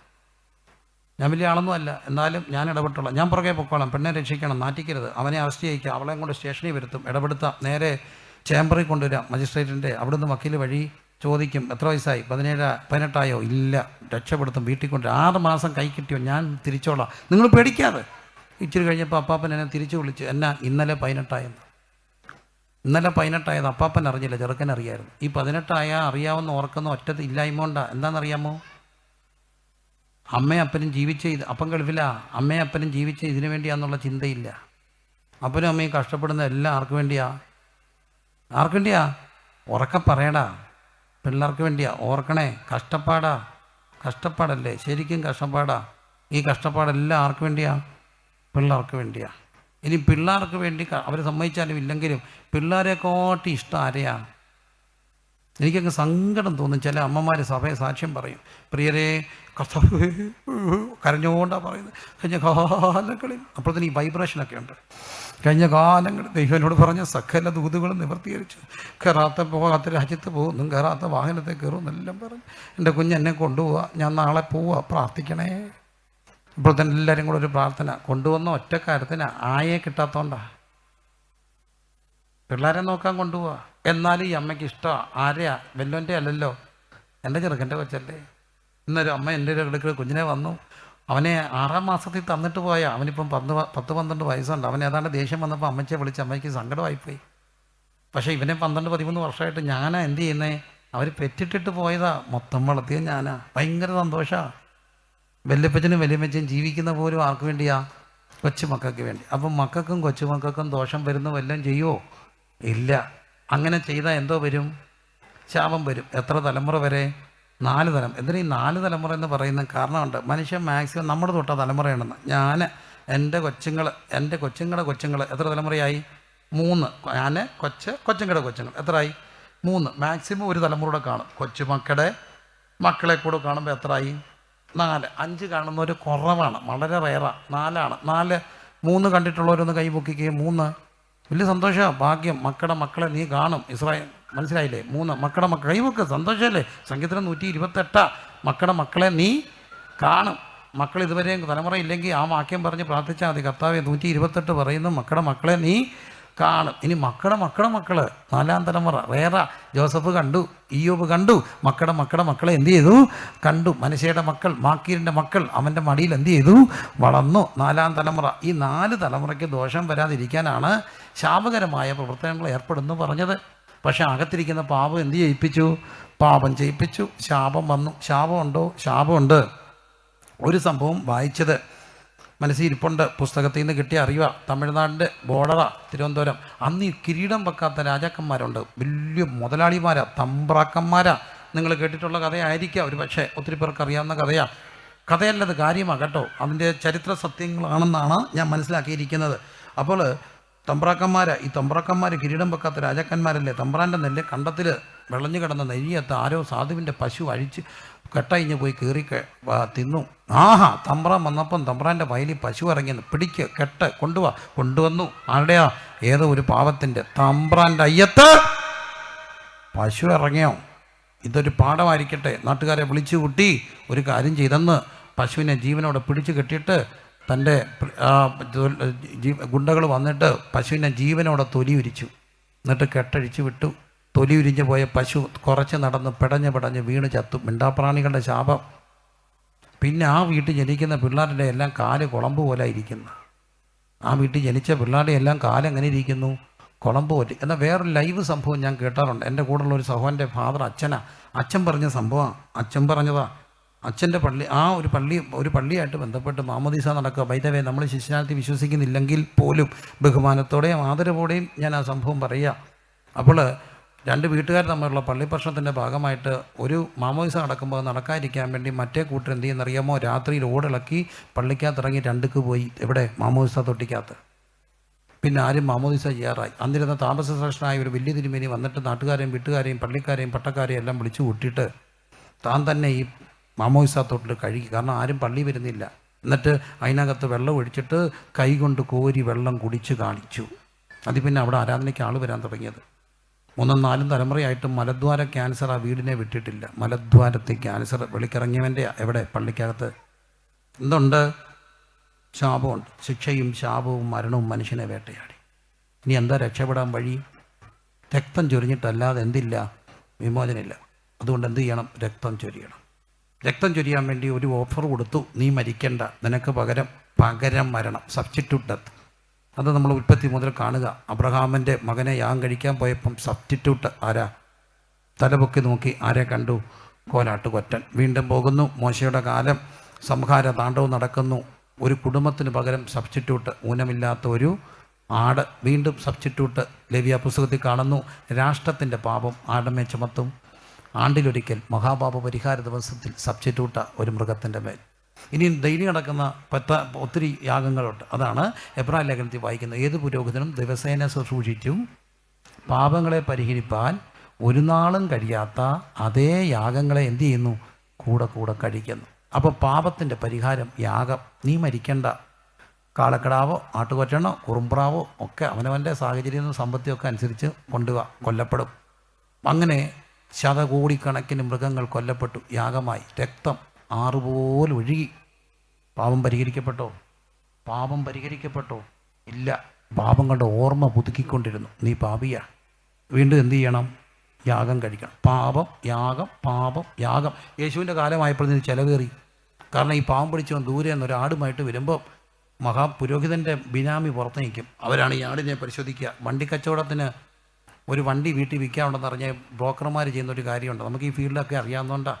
അവരാദ്യം ടീമിനെ വിടും. അവരങ്ങ് വില ഇടിച്ചു താക്കും. വണ്ടിയുടെ കീഴേ കൂടെ ഇവന് വണ്ടി എന്നെ ഏക്കന്നെ പൂക്കെന്നറിയാത്തവൻ വണ്ടിയുടെ കീഴേ കൂടെ കയറിയിട്ട് അച്ഛാനോട് പറയും, അച്ഛനിങ്ങനെ വയറല്ലേ കുനിഞ്ഞു നോക്കാൻ ഒക്കൂ. വണ്ടിയുടെ മുഴുവൻ പോയി. എവിടെ? പ്ലാറ്റ്ഫോം മൊത്തം പോയി. ഒരു 75,000 രൂപയുടെ പണിയുണ്ട്. ഒന്നീ അവൻ വില കൂട്ടി വെക്കും. 2 ലക്ഷം ചോദിച്ചെടുത്ത് അച്ഛാ 3 ലക്ഷം കിട്ടുമെന്ന് പറഞ്ഞ് ജന്മത്ത് വിൽക്കരുത്. അല്ലെങ്കിൽ എന്തോ ഈ വില ഇടിച്ചു താക്കും. അടുത്തവൻ വരുന്ന ഇച്ചിരി താക്കും. അവസാനം അച്ഛൻ ഓർക്കും ഇത് കയ്യിൽ നിന്ന് പോയാൽ മതിയെന്ന്. അപ്പോൾ ഒറിജിനൽ ആൾ വരും. ഇതൊക്കെയാണ് കച്ചവടം. ഇത് പറഞ്ഞാൽ ഇവൻ പറയും ഊനമുണ്ട്, എന്തോന്ന് പുഴുക്കുത്ത്, രോമം പോയിരിക്കുന്നു, ഇനി എന്തോ വേണം, എൻ്റെ കയ്യിൽ ആടുണ്ട്, ചോദിക്കുന്ന വില തരണം. പാവം. അല്ലേ ഇനിയും പോയിട്ട് വരണ്ടേ? കർത്താവ് ഇങ്ങോട്ട് വന്നിട്ട് ചാട്ട കൊണ്ട് ആടിച്ച് എല്ലാത്തിനും ഓടിച്ചു. എൻ്റെ ആലയം നിങ്ങൾ എന്താക്കി? കള്ളന്മാരുടെ ഗുഹയാക്കി. അല്ലേ? എൻ്റെ ആലയം നിങ്ങൾ കള്ളന്മാരുടെ ഗുഹയാക്കി. കോൺടെസ്റ്റ് ഇതാണ്. പാപപരിഹാരം ഒരു ബിസിനസ്സാക്കി മാറ്റി. മനുഷ്യൻ നിലവിളിച്ചു, അയ്യോ ഞാനൊരിഷ്ട മനുഷ്യൻ.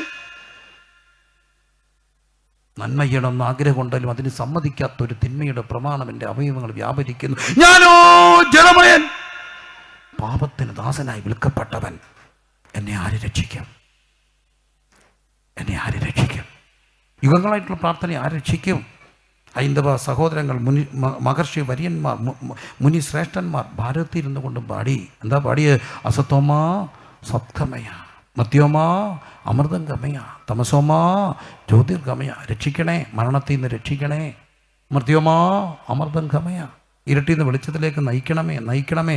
ഗീതാഞ്ജലി ടാഗോറിൻ്റെ കവിതകളെല്ലാം അതാ. വെളിച്ചമേ നയിച്ചാലും നയിക്കണേ. പ്രാർത്ഥന ഉയർന്നപ്പോൾ ദൈവം തീരുമാനിച്ചു. ദൈവം സ്നേഹം തീരുമാനിച്ചു. സ്നേഹം ഗിവിങ് ആണ്, കൊടുക്കുന്നതല്ല, നൽകുന്ന. ദൈവം തീരുമാനിച്ചു, സ്നേഹം നിർബന്ധിച്ചു. തൻ്റെ ഏകജനനായ പുത്രനെ വിശ്വസിക്കുന്ന ഏവനും നശിച്ചുപോകാൻ നിത്യജീവൻ പ്രാപിക്കേണ്ടതിന് ദൈവം തൻ്റെ പുത്രനെ നൽകുവാൻ തക്കവണ്ണം ലോകത്തെ സ്നേഹിച്ചു. പുത്രനെ അയച്ചു. കാലസമ്പൂർണതയിൽ കാലാതീതനായ ക്രിസ്തു കാലിത്തൊഴുത്തി പിറന്നു. ചെറിയ കാര്യമല്ല ക്രിസ്മസ്. എന്താ കാര്യം? ദൈവം മനുഷ്യനായി. വീട്ടിൽ ഇരുന്നുകൊണ്ട് പലയിടത്തും ചെന്നപ്പോൾ അമ്മമ്മ വഴക്കുണ്ടാക്കും അച്ഛനുമായിട്ട്. ഒറ്റ കാര്യമുള്ളൂ, പാസ്റ്റർ പറ ഇത് ശരിയാണ്. എന്താ ആൻറ്റി?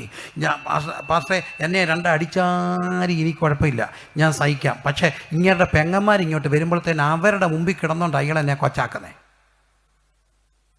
പെങ്ങന്മാരുടെ മുമ്പിൽ വെച്ച് നാത്തൂനെ കാണുമ്പോൾ ഇങ്ങനെ അങ്ങ് ഇളകും. നാത്തൂ സ്ക്രൂവിങ് കയറ്റും.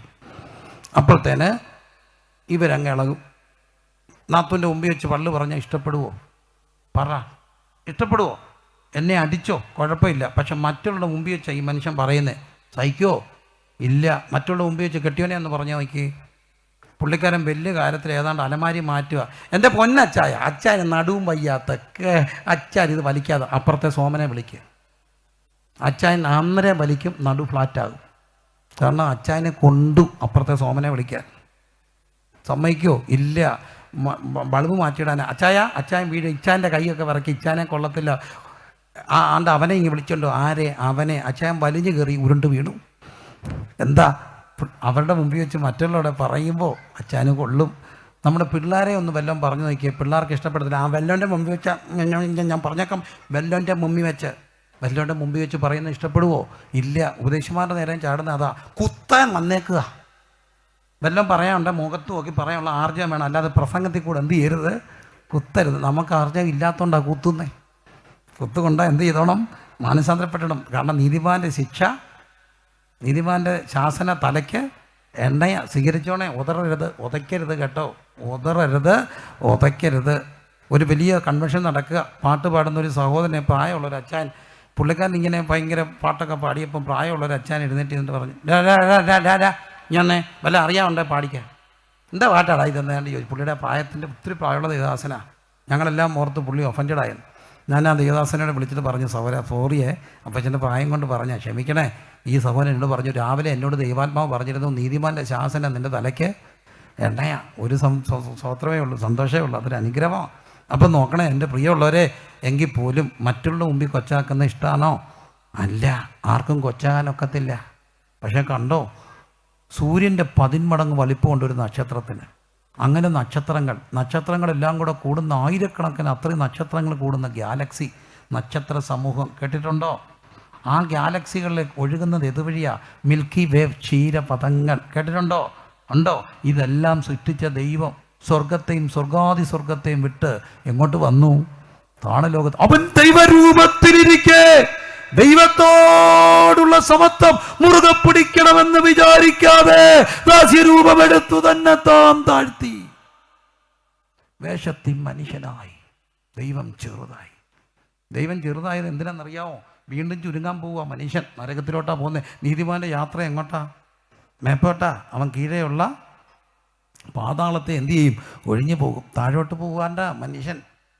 അഡ്വർടൈസ്മെൻറ്റ് കണ്ട് ചതിക്കപ്പെടുക. മക്കൾക്ക് അറിയാടാ മോനെ, ഒരു ദിവസം ഒരച്ചായൻ മരിച്ചുപോയി. അച്ചാൻ എന്നും ഇച്ചിരി ബാറിപ്പോയി അടിച്ചിട്ട് ആടി മുണ്ടൊക്കെ മടക്കി കുറ്റി പാട്ട് പാടി സുഖിച്ച് ജീവിച്ച അച്ചായൻ ആടിച്ച് പൊളിച്ച് പുള്ളി 2 അടിച്ച് നാട്ടുകാർക്കെല്ലാം പുള്ളിയുടെ പാട്ട് ഇഷ്ടം. അടിച്ചു കഴിഞ്ഞാൽ പുള്ളി പാടും, കായലരികത്ത് വല എറിഞ്ഞപ്പം വല കിളുക്കിയ സുന്ദരി എന്നും പറഞ്ഞുകൊണ്ട് പാടി ആടിപ്പോകുന്ന അച്ചായൻ താണ്ട് ചത്തുപോയപ്പം പുള്ളി അങ്ങ് ചെല്ലുന്ന സമയത്ത് ഒരു കുഴപ്പമുണ്ടായി. മക്കളെ, വേറൊരു കാര്യം ഉണ്ടായി. ചേച്ചി, 1,00,000 പേര് ഒന്നിച്ചൊരു ഭൂകമ്പത്തിൽ മരിച്ചുപോയി.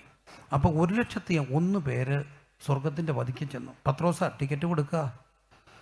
ഈ 1,00,001 പേർക്ക് സ്വർഗം നരകം ചീട്ട് കൊടുക്കുന്നതിനിടയ്ക്ക് ഇവൻ്റെ പേര് MK മത്തായി എന്ന അച്ചായൻ്റെ MM മത്തായി സ്വർഗത്തിൽ പോകണ്ട, MK മത്തായി MM മത്തായും കൂടെ തെറ്റിപ്പോയി. ആർക്ക്? പത്രോസിന്. അങ്ങനെ നരകത്തിൽ പോകണ്ട MK മത്തായിക്ക് MM മത്തായിയുടെ ചീട്ട് കിട്ടി. സ്വർഗത്തിൽ ചെന്നപ്പോൾ MK മത്തായിക്ക് ഇഷ്ടപ്പെട്ടില്ല. എന്നറിയാമോ? കയറി ചെന്നിടത്ത് അബ്രഹാം പിതാവ് താടിയും മുടിയും നെട്ടിയിരിക്കുന്നു. ഇതാരാ? അബ്രഹാമാ. പുള്ളി പറഞ്ഞു, പ്രൈസ് ദ ലോർഡ്, ഞാൻ ഊരിന്ന് പോകുന്നതാ. ആരാനി വെച്ച് ദൈവം ഇടപെട്ട് പുള്ളി പറഞ്ഞു, കൊള്ളാം, എനിക്ക് ബാക്കി കേൾക്കണ്ട. തിരിച്ച് ഇങ്ങേ അറ്റത്ത് വന്നപ്പോൾ നരച്ച് വേറൊരാളിരിക്കുന്ന. ആരാ? യോഹന്നാനാ. എവിടെ നിന്ന് വരിക? പത്മോസിന്ന. പുള്ളി പറഞ്ഞു, എണ്ണയെ വറുത്ത ദൈവം രക്ഷിച്ചു. മകനേ, ജയിക്കുന്നവന് ഞാൻ കിരീടം കൊടുക്കും. എനിക്ക് കിരീടം വേണ്ട അപ്പച്ച, പോവാ. പുള്ളി അവിടെ നിന്നോണ്ട് നോക്കിയപ്പോൾ ഒരു ഗ്ലാസ്സാ. ചെറിയ വ്യത്യാസം മക്കളെ, ചെറിയ വ്യത്യാസത്തിൽ ഗ്ലാസിൻ്റെ അപ്പുറത്തോട്ട് പുള്ളി നോക്കിയപ്പോൾ DJ പാട്ടി നടക്കുക. അടിച്ച് നല്ല DJ ഡാൻസ്. ഈ ലൈറ്റൊന്നും അല്ല, എന്താ ടിക്കടിക്കുന്ന ലൈറ്റ്. അതിനകത്തോടാണെങ്കിൽ നല്ല സുന്ദരിമാർ നല്ല ലിപ്റ്റിക്കൊക്കെ ഇട്ട് നല്ല ബിഡിയും ടോപ്പൊക്കെ ഇട്ട് നല്ല സ്ഥാലത്ത് സ്പട്ടിക ഗ്ലാസ്സിൽ കൊണ്ടുകൊടുക്കുക. സ്കോച്ച്, വിസ്കി, ബ്രാൻഡി ഏത് വേണമെന്നൊക്കെ ചോദിക്കുക. കൂട്ടത്തിലോ ചിക്കൻ വറുത്തതും ബീഫ് ഫ്രൈയും സ്റ്റാർട്ടറും എല്ലാം ഉണ്ട്. അടിച്ച് പൊളിച്ച് നോക്കിയപ്പം പുള്ളി ചോദിച്ചു, ഇതെന്താ? അത് നരക. എൻ്റെ പൊന്ന് പത്രോസ് അപ്പോസ്തലൻ, എന്നെ അങ്ങോട്ടങ്ങ് വിട്ടേക്കാം. തെറ്റി വന്നതല്ലേ, ഞാനവിടെ പൊക്കോളാം, ഇവിടെ ഒരു രസമില്ല. കൊടുത്തു. വലിയ കാര്യം അല്ല, കർത്താവ് പിടിക്കും. MM മത്തായി നീ തെറ്റിച്ച് MK മത്തായി കൊടുത്തില്ലേ? ഒരു കാര്യം ചെയ്യും, നീ പൊക്കോളാൻ പറഞ്ഞു. അവന് വലിയ സന്തോഷമായി. അവിടെ ചെന്നപ്പം അവർ ചെന്നപ്പോഴേ സ്വീകരിച്ചു. ക്ലാസ് എടുത്ത് DJ ഡാൻസാണ്. പുള്ളി ഇങ്ങനെ മുട്ടി ഊരി ഇങ്ങനെ അങ്ങോട്ട് പോവുകയും ടിക്കെന്നങ്ങ് തെന്നിപ്പോയി. ചെന്ന് വീണതോ അഗ്നിപ്പുഴയല്ല. പുള്ളി വെച്ച്, ഇതെന്താ? നരകം. അതെന്താ? നരകത്തിൻ്റെ റിസപ്ഷനാ. ഈ നരകത്തിൻ്റെ റിസപ്ഷനിൽ ഇവിടെ താപ്പോട്ട് പോകേണ്ട മനുഷ്യനെ മേപ്പോട്ട് ചെല്ലാൻ വേണ്ടി ദൈവം മേട് വിട്ട് എവിടെ വന്നു? താഴെ വന്നു, തേടി വന്നു. ദോഷിയാം എന്നെയും നാഥ തേടി വന്നു. ദോഷിയാം എന്നെ. സ്നേഹമാ. ഈ മേളിൽ ഇരുന്നുകൊണ്ട് സാറ്റലൈറ്റ് വഴി ഒരു ഫോട്ടോ എടുത്താൽ നമ്മളെ കാണുമോ? ഇല്ല. കൊച്ചു മനുഷ്യൻ. എന്നാൽ ഈ കൊച്ചു മനുഷ്യനെ ദൈവം കണ്ടില്ലേ? എൻ്റെ കുഞ്ഞിലെ എനിക്ക് കർത്താവിനോട് ഭയങ്കര ഇഷ്ടം തോന്നിയ ഒരു പല സംഭവങ്ങളിലും ഒന്ന്, ഒരു പെട്രോമാക്സിൻ്റെ വെളിച്ചത്തിൽ ഒരു കൊച്ചു വീട്ടിൽ യോഗം നടക്കുക. കറണ്ട് പോയി. പെട്രോമാക്സ് ബൈ ദ വേ കണ്ടിട്ടുണ്ടോ? മോള് കണ്ടിട്ടുണ്ടോ? പെട്രോമാക്സ് കണ്ടിട്ടുണ്ടോ? ഇല്ല. കാണണം, എവിടെങ്കിലും പോയി കാണണം. നല്ല രസമാണ്. പെട്രോമാക്സിൻ്റെ വെളിച്ചത്തിൽ യോഗം നടക്കുക. പ്രസംഗിച്ചുകൊണ്ടിരുന്ന ദൈവദാസൻ വാതുക്കലോട്ട് പോയിട്ട് ഒറ്റ അലറി. പുറത്ത് ഇരുട്ടിൽ പോസ്റ്റിൽ താഴി മരിക്കാൻ നിൽക്കുന്ന അച്ചായ ദൈവം വിളിക്കുന്നു. വാ കയറി. കരഞ്ഞോണ്ടൊരു മനുഷ്യൻ കയറി വരുന്നു. അരേ കടാരിയുണ്ട്. തകർന്ന ഒരു മനുഷ്യൻ കയറി വരിക. ഈ മനുഷ്യൻ പോസ്റ്റിൽ ചാരി ഇരുട്ടത്ത് നിൽക്കുന്നത് ആരാ കണ്ടേ? ആരും കാണാത്ത മനുഷ്യനെ കണ്ട ദൈവം. അങ്ങനെ എപ്പോഴൊക്കെ കണ്ടത് കൊണ്ടാണ് നമ്മളൊക്കെ ഇവിടെ വന്നിരിക്കുന്നത്. തേടി വന്നു. ദോഷിയാം എന്നെയും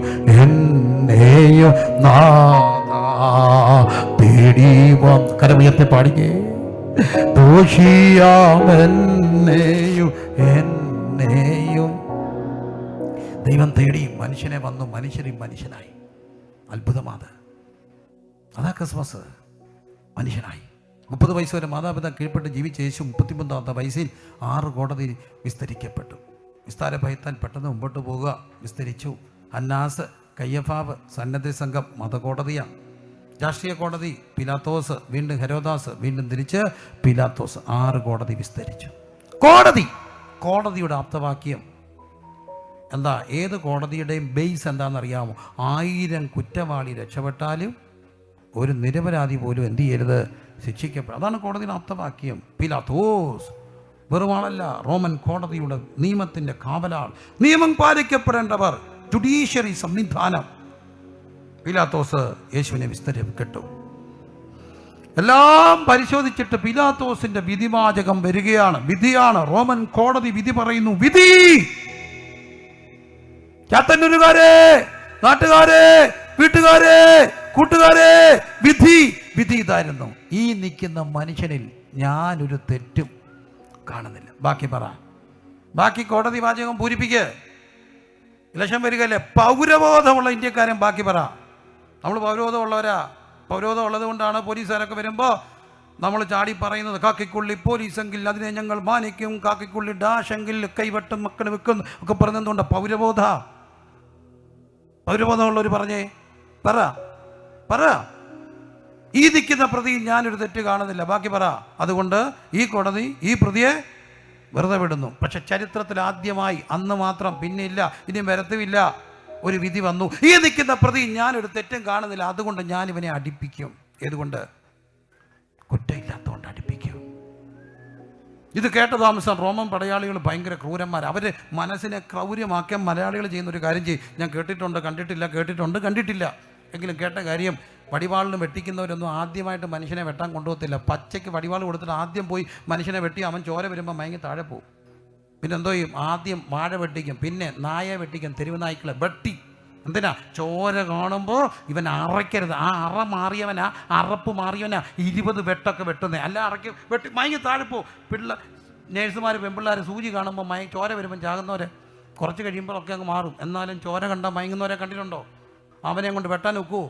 ഇല്ല. പിന്നെ എന്ത് ചെയ്യും? പട്ടിയെ വെട്ടിക്കും. മനസ്സ് ക്രൗര്യമാക്കാനാ. റോമൻ പടയാളികൾ എന്തേക്കിനെ ക്രൗര്യമാക്കിയ വലിയ കൊളോസിയത്തിൽ കൊണ്ടുവന്നിട്ട് മനുഷ്യർ തമ്മിൽ ആക്രമിക്കപ്പെടും.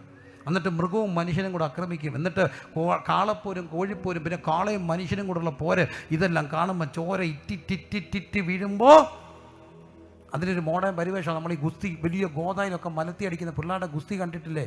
അത് കണ്ട് പിള്ളേർ എന്തോ ചെയ്യും? അവരുടെ മനസ്സ് അങ്ങനെ ആകുമെന്നാണ് പറയുക. എനിവേ, മനസ്സ് ക്രൗര്യപ്പെട്ട റോമൻ പടയാളികൾ ഇത് കേട്ട താമസം കേൾക്കാത്ത താമസം യേശുവിനെ ഒരു കൽത്തുറുങ്കിൽ കുനിച്ചു നിർത്തി റോമൻ ചാട്ടകൾ കൊണ്ട് അടിക്കാൻ തുടങ്ങി. പല ലെയറുള്ള ചാട്ടകൾ കൊണ്ട് അടിക്കുമ്പോൾ അടിച്ചാന്നിറങ്ങുമ്പോൾ ഓരോ ലെയറും വലിച്ചെടുക്കുമ്പോൾ അതിനകത്ത് മാംസം പറ്റിപ്പിടിക്കും. വീണ്ടും അടിക്കുമ്പോൾ ഇത് ആഴത്തിൽ താഴാൻ അടുത്തുള്ള കൽത്തളത്തിൽ ഇത് ലാച്ചിയെടുക്കും. ഓരോ മാംസവും വിദഗ്ധമായി മാറ്റിയെടുത്തിട്ട് വീണ്ടും അടിക്കും. ചിതറി വീഴണം. അടിച്ചു, പ്രാവീണ്യം നേടി വരാ. എന്താ കുറ്റം? പറ, എന്താ കുറ്റം? ഒരു കുറ്റവും ഇല്ല, അല്ലേ? ഒരു കുറ്റമില്ല. സർ ചക്രവർത്തിമാരുടെ ഭരണകാലം, റഷ്യയുടെ കിരാത ഭരണകാലം, അവർക്കെതിരെ ഒരു ഗറില്ല യുദ്ധമുറ നടക്കുക. കുറേ ചെറുപ്പക്കാർ കൂടി സർ ചക്രവർത്തിമാരുടെ കൊട്ടാരം ആക്രമിക്കാൻ വേണ്ടി പോകുകയാണ്. രാത്രിയുടെ മറപറ്റി വനാന്തരത്തിലൂടെ ആ സംഘം നീങ്ങുന്നത്. അവർക്ക് ഏറെ ദിവസങ്ങൾ യാത്ര ചെയ്യണം ഈ കൊട്ടാര വളപ്പിലെത്താൻ. ദുർഘടമേറിയ യാത്ര. അതുകൊണ്ട് അവർ കുറച്ച് സാധനങ്ങളുമായിട്ടാണ് യാത്ര ചെയ്യുന്നത്. സംഘത്തലവൻ യാത്ര പുറപ്പെട്ട് കഴിഞ്ഞ് എല്ലാവരെയും വിളിച്ചു കൂട്ടി പറഞ്ഞു, നമുക്ക് കുറച്ച് നിയമങ്ങളുണ്ട്. ഒന്ന്, നമ്മൾ ഒത്തിരി കഷ്ടപ്പെട്ട, നമുക്കൊരു ലക്ഷ്യമുണ്ട്, കൊട്ടാരം ആക്രമിക്കണം. പക്ഷേ നമുക്ക് ലിമിറ്റഡ് ഫുഡേ ഉള്ളൂ. അതുകൊണ്ട് കുറച്ച് ഫുഡ് മാത്രം, ഏരോത്തിരി ഇത്ര അളവ് ഫുഡേ കഴിക്കാവൂ. ഒരു നേരമേ ഉള്ളൂ ഫുഡ്. നിവൃത്തിയില്ല, കാരണം ഫുഡ് കുറവാണ്. പിന്നെ ഫുഡ് കളക്ട് ചെയ്യാൻ പുറത്തു പോകാൻ ഒക്കത്തില്ല, അപ്പോൾ നമ്മൾ പിടിക്കപ്പെടും. അതുകൊണ്ട് ആരെങ്കിലും കൂടുതൽ ഭക്ഷണം കഴിച്ചാൽ അവരെ മരത്തിൽ കെട്ടിയിട്ട് അടിക്കണം. സംഘത്തിൻ്റെ മുന്നോട്ടുള്ള പോക്കിന് നിയമം ആവശ്യം സമ്മതിച്ചു. ഒരു ദിവസം രാത്രി സംഘത്തലവൻ നോക്കിയപ്പം ഫുഡ് കൂടുതൽ കഴിച്ചിരിക്കുന്നു. ആര്? അന്വേഷണം നീണ്ടു. കണ്ടെത്തി. വൃദ്ധയായ അമ്മയെ വീട്ടിലിട്ടിട്ട് പോരാൻ ആരുമില്ലാത്തതുകൊണ്ട് അമ്മ ഇവിടെ കൂട്ടത്തിൽ കൂടിയതാ. പക്ഷെ സംഘത്തലവൻ പറഞ്ഞു, നിയമം എല്ലാവർക്കും ബാധകമാണ്, അടിക്കണം അമ്മയെ, അടിക്കണം. നിയമത്തിൻ്റെ വഴിക്ക് പോട്ടെ. അമ്മ വേറെ, മോൻ വേറെ, നിയമം വേറെ. അടിക്കണം. വൃദ്ധയായ അമ്മയെ കൊണ്ടുവന്ന് മരത്തെ കെട്ടിയിട്ടു. മകൻ കർക്കശത ഇല്ലാതെ നിൽക്കുക. അടിക്കേണ്ടവൻ വന്നു. 25 അടിയ ചാട്ടയെടുത്തു. അടിക്കാൻ തുടങ്ങി. അട്ടി വീഴുന്നതിന് മുമ്പ് കെട്ടിയിട്ട് അമ്മയുടെ ഓടി ചെന്ന് മോൻ കെട്ടിപ്പിടിച്ച് നിന്നു. അടിച്ചു ചാട്ടക്കാരൻ. ഓരോ അടി ആർക്കാ കൊണ്ടേ? മോനാ കൊണ്ടേ. 25 അടി ഏറ്റു. നിയമം തീർന്നു. നിയമം നീതിയാ. നീതിബോധവും സ്നേഹവും കൂടെ കൂടിയപ്പം ഉപ്പ് തിന്നവൻ വെള്ളം കുടിക്കണം, തെറ്റ് ചെയ്തവൻ ശിക്ഷ അനുഭവിക്കണം. നീതി. ദൈവനീതിക്ക് മുമ്പിൽ സ്നേഹം വഴിമാറിയപ്പോൾ ദൈവ ക്രോധാത്തിക്കകത്ത് പുത്രൻ തമ്പുരാൻ വെന്തുരുകി അടിയേറ്റു. എന്തിനാ അടിയേറ്റത്? നമുക്ക് പകരം അടിയേറ്റു. അവർ അടിച്ചത് കൊണ്ട് തീരുമെന്നാണ് ഓർത്തത്. ഇനി രക്ഷിക്കാൻ പീലാത്തോസ് അടുത്ത വഴിയിറക്കി 2 പേരെ കൊണ്ടു നിർത്തി. യേശുവിനെ നിർത്തി, ബറബാസിനെ നിർത്തി. ബറബാസ് അബ്ബായുടെ മകൻ, മനുഷ്യവർഗത്തിൻ്റെ പ്രതിനിധിയ ബറബാസ്. ചോദിച്ചു, ആരെ വേണം? അവരോർത്തു യേശുവിനെ വേണമെന്ന് പറയും, അടിച്ചില്ലേ. മാത്രമല്ല അതിനു മുമ്പ് അവർ പാടി ഹോശന്ന ഹോശന്ന, ദാവീദ് പുത്രൻ ഹോശന്ന പാടിയവരാ. ഒരു പക്ഷേ അവർ പറയും ബറബാസിനെ വേണ്ട, അവനോ കലഹത്തിൽ പിടിക്കപ്പെട്ടവൻ, കൊലപാതകൻ, അവനെ വേണ്ട എന്ന് പറയും. പക്ഷെ അവർ പറഞ്ഞു, അവനെ വിട്ടയക്ക, ഇവനെ ക്രൂശിക്ക. ഒടുവിൽ ക്രൂശുമെടുത്തുകൊണ്ട് ക്രിസ്തു ഗാഗുൽത്തയിലേക്ക് പോകുകയാണ്. ബറബാസ് പുറത്തേക്ക് പോയി. ഞാൻ ഈ ബറബാസിൻ്റെ പുറകെ ഒന്ന് പോയി തിരിഞ്ഞിരിഞ്ഞ് നോക്കുക, കരയുക. നാളെ കുരിശുമെടുത്തുകൊണ്ട് പോകേണ്ടവൻ, കൊലപാതകത്തിന് വിധിക്കപ്പെട്ടവൻ, ക്രൂശിക്കപ്പെടേണ്ടവൻ താണ്ട് പുറത്തോട്ട് പോവുകയാണ്. ബറബാസ് കരയുന്നുണ്ട്. ഇടയ്ക്കിടയ്ക്ക് തിരിഞ്ഞു നോക്കുന്നു. ഞാനാ നാളെ പോകേണ്ടത്, എനിക്ക് പകരം ഒരുവൻ പോവുകയാണ്. വീട്ടിൽ ചെന്ന് ബറബാസ് ബെല്ലടിച്ചപ്പോൾ ഇറങ്ങി വന്നു. മോള് വന്നു, മമ്മി പപ്പ. ചുമ്മാരി, പപ്പ നാളെ ഇവിടെ ഒന്നും ഇല്ല, ജയിലില്ല. നിനക്ക് വട്ട് പറയാം. അല്ല, സത്യം. അമ്മ വന്നു, അമ്മച്ചി വന്നു, എല്ലാവരും വന്നു. ബറബാസ് കരയുക. എന്ത് പറ്റി? ബറബാസ് പറയുന്നു, എന്ത് പറ്റിയെന്ന് എനിക്കറിയത്തില്ല, പക്ഷെ ഒന്നെനിക്കറിയാം, ഒരു തെറ്റും ചെയ്യാത്തവൻ, അവൻ പരിശുദ്ധൻ, നിർമ്മലൻ, നിർദോഷൻ, പാപികളോട് വേർപെട്ടവൻ, അവൻ അങ്ങോട്ട് പോയിട്ടുണ്ട് കുരിശുമെടുത്തുകൊണ്ട്. ഞാൻ ഇങ്ങോട്ട് പോന്നപ്പോൾ ഒരാൾ അങ്ങോട്ട് പോയി, കുരിശും നിജത്തോളിലടു ഒരുവൻ ഗിരിമേ കയറി പോകുന്ന കാഴ്ച കാൺമീ, കുരിശും നിജത്തോളിലെടു തോരുവൻ ഗിരിമേ കയറി പോകുന്ന കാഴ്ച കാൺമീ, അവനീശസുതൻ മഹിമോന്നതനാ, അവനീശ്വരനിൽ ബഹുവന്നിതനാ, അവനീശസുതൻ മഹിമോന്നതനാ, അവനീശ്വരനിൽ ബഹുവന്നിതനാ, അവനീ വിധ വേള സമാനമുയർന്നതു കാൺമീ പാപികളായി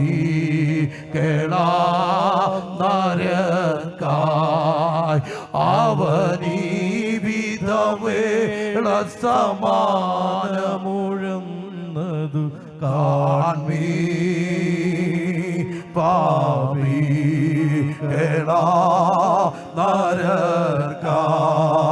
കുരിശും നിജത്തോളിലെടുത്തൊരുവൻ ഗിരിമേ കയറി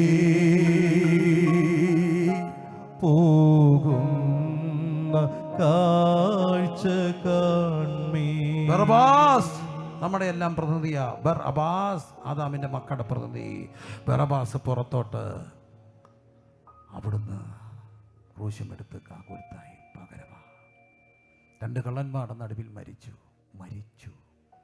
പലരും ചോദിക്കുന്നു, ദൈവം മരിക്കുമോ? ദൈവം മരിക്കുമോ? Can God dye? ദൈവത്തിന് മരിക്കാനൊക്കോ? മരിക്കുന്ന ഒരാളെ ദൈവം എന്ന് വിളിക്കൂ? ദൈവമേ നീ പരിശുദ്ധനാകുന്നു, ബലവാനേ നീ പരിശുദ്ധനാകുന്നു, മരണമില്ലാത്തവനേ നീ മരണമില്ലാത്തവൻ, അമർത്യൻ. ദൈവം മരിക്കുമോ?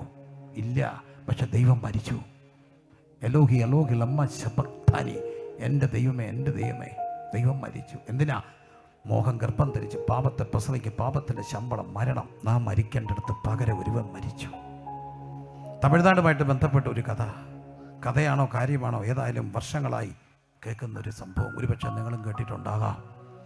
ഇരട്ടപ്പറ്റ മക്കൾ ഒരമ്മയ്ക്ക്, ആദ്യം വന്നവൻ മൂത്തവൻ, രണ്ടാമൻ ഇളയവൻ, ഒരുപോലെ ഇരിക്കുന്ന 2 ഇരട്ടപ്പിള്ളേർ, ഒറ്റോട്ടത്തിന് തിരിച്ചറിയാത്ത 2 പിള്ളേർ. ഇരട്ടപ്പറ്റ മക്കളാ. പക്ഷേ മൂത്തവൻ നല്ലവൻ, സൺഡേ സ്കൂളിൽ പോകുന്നവൻ, യുവജന മീറ്റിങ്ങിൽ നല്ല മാർക്ക്, നല്ല മിടുക്കൻ, നല്ല സൽസ്വഭാവി. നേരെ ഉൾട്ട അനിയൻ. അവനിൽ ചുക്കില്ലാത്ത കഷായില്ല, ഇവനില്ലാത്ത വഴക്കില്ല, അടിപിടി വഴക്ക് ബഹളം. ഇവൻ്റെ പ്രശ്നങ്ങളിൽ മനം മടുത്ത് മനം നൊന്ത അപ്പം മരിച്ചു. അവൻ്റെ വേദനകളിൽ മനം നൊന്ത അമ്മ മരിച്ചു. അമ്മ മരിക്കാൻ നേരത്ത് ചേട്ടനോട് ഒറ്റ കാര്യം പറഞ്ഞു, ഇനി നിങ്ങൾ 2 ഉള്ളൂ, നീ അനിയനെ നോക്കിക്കോണം. അനിയൻ നിൻ്റെ കൂടപ്പുറപ്പാ, നോക്കിക്കോളാവുന്ന വാക്കിൻ്റെ മുമ്പിൽ അമ്മയും പോയി, അനിയൻ മാത്രം. ഒരു ദിവസം ഒരാൾക്കൂട്ടം നടന്നു വരുമ്പോൾ, പ്രകടനം വരുമ്പോൾ, അവരുടെ ഇടയിലേക്ക് മദ്യപിച്ച് പ്രകോപിതനായി വണ്ടിയും കൊണ്ട് കയറിയ ഇവൻ അവരുമായിട്ട് വഴക്കായി, മല്ലായി, അടിയായി, പിടിയായി. ഒടുവിൽ വണ്ടിക്കകത്ത് വെച്ചിരുന്ന വടിവാളെടുത്ത് അവൻ വെട്ടി തലങ്ങും വിലപ്പും ഒത്തിരി പേർക്ക് മുറിവേറ്റ് ഒരാൾ മരണപ്പെട്ടു. ആൾക്കൂട്ടം ഇവനെ ഓടിച്ചു, എറിഞ്ഞു. അവൻ ഓടി ഒത്തിരി വട്ടം വീണു, ഏറും അടിയും കെട്ടി ഓടി. എങ്ങനെയോ രാത്രി എന്തൊക്കെയോ സംഭവങ്ങൾ സംഭവിക്കുന്ന കേട്ടുകൊണ്ട് അടച്ചിട്ട മുറിക്കകത്ത്, വീടിനകത്ത് മൂത്തവൻ മുട്ടുകുത്തി കൈകൾ വിരിച്ച് അനിയന് വേണ്ടി പ്രാർത്ഥിച്ചുകൊണ്ട് നിൽക്കുക. പുറകിൽ മുട്ട് കേട്ടപ്പോൾ ചേട്ടൻ കഥ തുറന്നപ്പോൾ അനിയനാ മൊത്തം ചോര, മുറിഞ്ഞ ഷർട്ട്, അവിടെ ഇവിടെ എല്ലാം കീറി. ചേട്ടൻ പറഞ്ഞു, നീ പെട്ടെന്നകത്ത് കയറ, കുളിക്കുക, ഷട്ടൂര് മാറി. അനിയൻ പറഞ്ഞു, ചേട്ടാ പുറകെ ആളുണ്ട്, 7 നിമിഷം എത്തും. ചേട്ടൻ പറഞ്ഞു, നീ പെട്ടെന്ന് പോയി കുളിച്ച് വന്ന അനിയന് ചേട്ടൻ തൻ്റെ ഉടുപ്പും മുണ്ടും കൊടുത്തു. അവർ സംസാരിച്ചുകൊണ്ടിരിക്കുമ്പോൾ ജനക്കൂട്ടം വരുന്നു, കതക് പൊളിക്കുന്നു. അനിയനൊന്നും മിണ്ടാൻ അവസരം കൊടുത്തില്ല. അതിനു മുമ്പ് ചേട്ടനൊരു കാര്യം ചെയ്തു. അവൻ ഊരിയിട്ട ചോര പുരണ്ട ഷർട്ടും മുണ്ടും എടുത്തുകൊണ്ട് ഇറങ്ങിച്ചെന്നു. അവർ അവനെ പിടിച്ചു കെട്ടി പോലീസിലേൽപ്പിച്ചു. ചാർജ് ഷീറ്റ് തയ്യാറാക്കി, കൊന്നു. ഒടുവിൽ കോടതി വിധിച്ചു തൂക്കിക്കൊല്ലുന്നതിന് തലേരാത്രി അനിയൻ ചേട്ടനെ കാണാൻ ചെന്നു. ചേട്ടനോട് പറഞ്ഞു, എനിക്ക് സഹിക്കാൻ വയ്യ, ഞാൻ എല്ലാവരും പറയാൻ പോവാ, ഞാനാ കൊന്നേ. ചേട്ടനൊന്നും ചെയ്തിട്ടില്ല, ഞാനാ കൊന്നേ. ചേട്ടൻ അവനെ കെട്ടിപ്പിടിച്ചു, പറഞ്ഞു, നീ ഇതാരോടും പറയരുത്, കാരണം നിൻ്റെ അമ്മയ്ക്ക് ഞാനൊരു വാക്ക് കൊടുത്തു, നിന്നെ നോക്കിക്കോളാം. പക്ഷെ നീ എനിക്കൊരു വാക്ക് തരണം, നീ ഇന്ന് മുതൽ ചേട്ടനായി ജീവിക്കണം, ചേട്ടനെ പോലെ ജീവിക്കണം, ചേട്ടന് വേണ്ടി ജീവിക്കണം. കെട്ടിപ്പിടിച്ച് കരഞ്ഞ അനിയൻ പുറത്തു വന്നപ്പോൾ അനിയന് പകരം ചേട്ടൻ. കുരിശും നിജത്തോളിലിടൂ ഒരുവൻ ഗിരിമേ കയറി പോകുന്ന കാഴ്ച കാണി. അവനാരാ? അവനീശസുതൻ മഹിമോന്നതനാ അവനീശ്വരനിൽ ബഹുവന്ദിതനാ അവനീവിധമേഴെ സമാനമുഴന്നതു കാമീ പാപികളാം നരർക്കാ. എൻ്റെ ശിക്ഷ ഏറ്റുകൊണ്ട് അവൻ പോയി, എൻ്റെ മരണം വഹിച്ചുകൊണ്ട് അവിടെ നീങ്ങി. എൻ്റെ ശാപം അവൻ ഏറ്റെടുത്തു, അവിടുന്ന് ഏറ്റെടുത്തു. ഒറ്റ വാക്ക് എന്നോട് പറയുന്നുള്ളൂ, നിങ്ങളോടും പറയുന്നുള്ളൂ, നിനക്ക് പകരമാ. ഇനി നീ എനിക്ക് വേണ്ടി ജീവിക്കണം, എനിക്ക് വേണ്ടി, എനിക്ക് വേണ്ടി. പകരം മരിച്ച ക്രിസ്തു ക്രൂശ് ആകാശത്തിൻ്റെ കീഴിൽ ഭൂമിക്ക് മുകളിൽ. ഇതിൻ്റെ എഫക്റ്റ് നമുക്ക് എങ്ങനെ കിട്ടുക? ഒറ്റ വഴിയുള്ളൂ. മനുഷ്യന് ദിഷണാശക്തിയുണ്ട്, തീരുമാനശേഷിയുണ്ട്. അതുപയോഗിച്ച് ദൈവമേ, ഞാനാ തെറ്റുകാരൻ, ഞാൻ പാപി, എനിക്ക് പകരം അങ്ങ് പോയെന്ന് ഹൃദയത്തെ സ്വീകരിക്കുമ്പോൾ ആ അമ്മയെ പൊതിഞ്ഞ മകൻ നിൽക്കുന്ന പോലെ നമ്മൾ ക്രൂശിലാകും, ക്രിസ്തുവിലാകും. അപവാദിയായ പിശാചി എന്ന് പറയും, ഇവൻ തെറ്റുകാരൻ, ഇവനെ അടിക്കണം. ഓഫ്കോഴ്സ് തെറ്റ് ചെയ്തവൻ അടിക്കപ്പെടണം.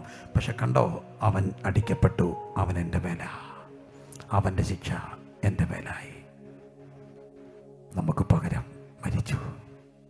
ദൈവകോപക്രോധാഗ്നിയിൽ ഒരാൾ വെന്തെരിഞ്ഞു. ദൈവം മരിക്കുമോ? ദൈവം മരിക്കും. മരിച്ചു. മരണത്തിന് അവനെ പിടിച്ചു വെക്കാൻ ഒക്കാഞ്ഞതുകൊണ്ട് 3-ാം നാൾ ഉയർത്തെഴുന്നേറ്റു. യേശു മരിച്ചു. യേശു മരിച്ചത് എനിക്ക് വേണ്ടിയാ. അത് വിശ്വസിക്കുന്നവർ ദൈവത്തെ ഒന്ന് സ്തുതിച്ചേ. യേശു മരിച്ചു, പകരം മരണം. ഈ മരണം എങ്ങനെ എൻ്റെ മരണമാക്കാം? ഈ മരണം എങ്ങനെ എൻ്റെ മരണമാക്കാം? ഒരു വഴി കർത്താവ് വചനം പറയുന്നു. അപ്പോസ്തലനായ പൗലോസ് റോമർക്ക് എഴുതിയ ലേഖനം 6-ാം അധ്യായത്തിൽ പറയുന്നു, അങ്ങനെ സ്നാനത്തിൽ നിങ്ങൾ അവൻ്റെ മരണത്തിൽ പങ്കാളികളാകും.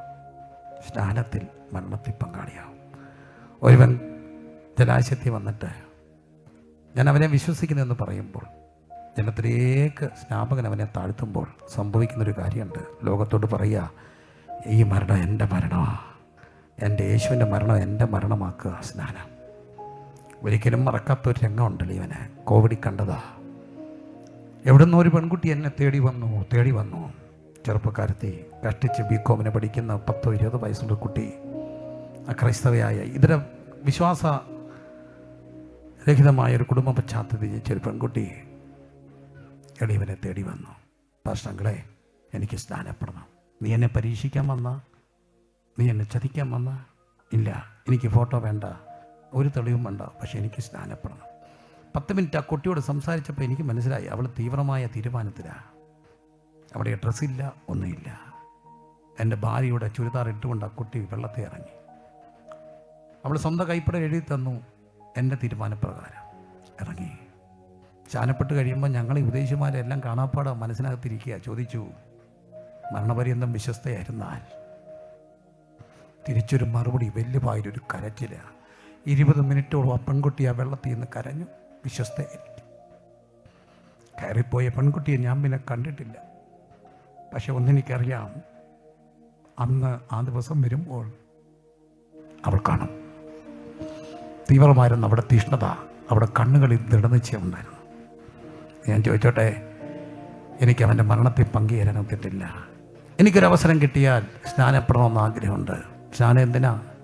മനുഷ്യനോട് ചേരാനല്ല, അവിടുത്തെ മരണത്തിൽ എനിക്ക് വേണ്ടി പകരം മരിച്ച യേശുവിൻ്റെ മരണത്തിൽ പങ്കുകാരനാണ്. അങ്ങനെ ആഗ്രഹിക്കുന്ന ആരെങ്കിലും ഉണ്ടെങ്കിൽ എല്ലാ കണ്ണുപറ്റുന്ന വിഷാടിച്ചേ. എനിക്ക് സ്നാനപ്പെടണമെന്നൊരാഗ്രഹം. ഞാൻ സ്നാനപ്പെട്ടിട്ടില്ല. തീവ്രമായ ചോദ്യമാണ്. നിനക്ക് വേണ്ടി മരിച്ച യേശുവിൻ്റെ മരണം. നാളെ സ്നാനപ്പെടണമെന്ന് ഞാൻ പറയുന്നുമില്ല, പക്ഷേ എനിക്കങ്ങനെ ആഗ്രഹമുണ്ടോ? അവസരങ്ങൾ ദൈവം ഒരുക്കും, അനുകൂല കാലാവസ്ഥകൾ ദൈവം ഒരുക്കും. അങ്ങനെ ആഗ്രഹിക്കുന്നവരുണ്ടെങ്കിൽ ഒന്ന് കൈവക്കാമോ? ഞാൻ സ്നാനപ്പെട്ടിട്ടില്ല, എനിക്ക് സ്നാനപ്പെടണമെന്ന് ആഗ്രഹമുണ്ടെന്നുള്ള ആരെങ്കിലും ഉണ്ടെങ്കിൽ ശരിക്കും ഒന്ന് കൈവക്കി ശരിക്കും കൈവക്കിക്കുക. ആ കൈ ഉയർത്തിപ്പിടിച്ച്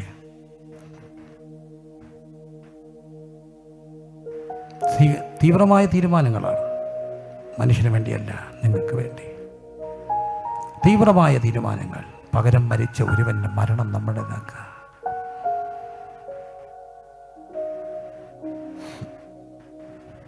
അനമേൽപ്പാൻ കൃപ നൽകി പ്രീതിയായവൻ മാരിച്ചു തൻ കല്ലറയിൽ അടക്കപ്പെട്ടവൻ കൂടെ മഹത്വമായി ജീവിച്ചിടാം മഹിമയിൽ ആവിയാലെ പാടും ഞാൻ പരമേശനു സതതം എൻ്റെ പാപമെല്ലാം പോക്കിയതാൽ പാടും ഞാൻ പരമേശനു സതതം. പാനം ചെയ്യുവാൻ കഷ്ടതയിൽ പാനപാത്രം അവൻ കൂടെ സ്ഥാനമേൽപ്പാൻ കൃപ നൽകി പ്രീതിയായവൻ മാനിച്ചു തൻ കല്ലറയിൽ അടക്കപ്പെട്ടവൻ കൂടെ മരിച്ചുതൻ കല്ലറയിൽ അടക്കപ്പെട്ടവൻ കൂടെ മഹത്വമായി ജീവിച്ചിടാൻ മഹിമയിൽ ആവിയാലെ പാടും ഞാൻ പരമേശനു സതതം.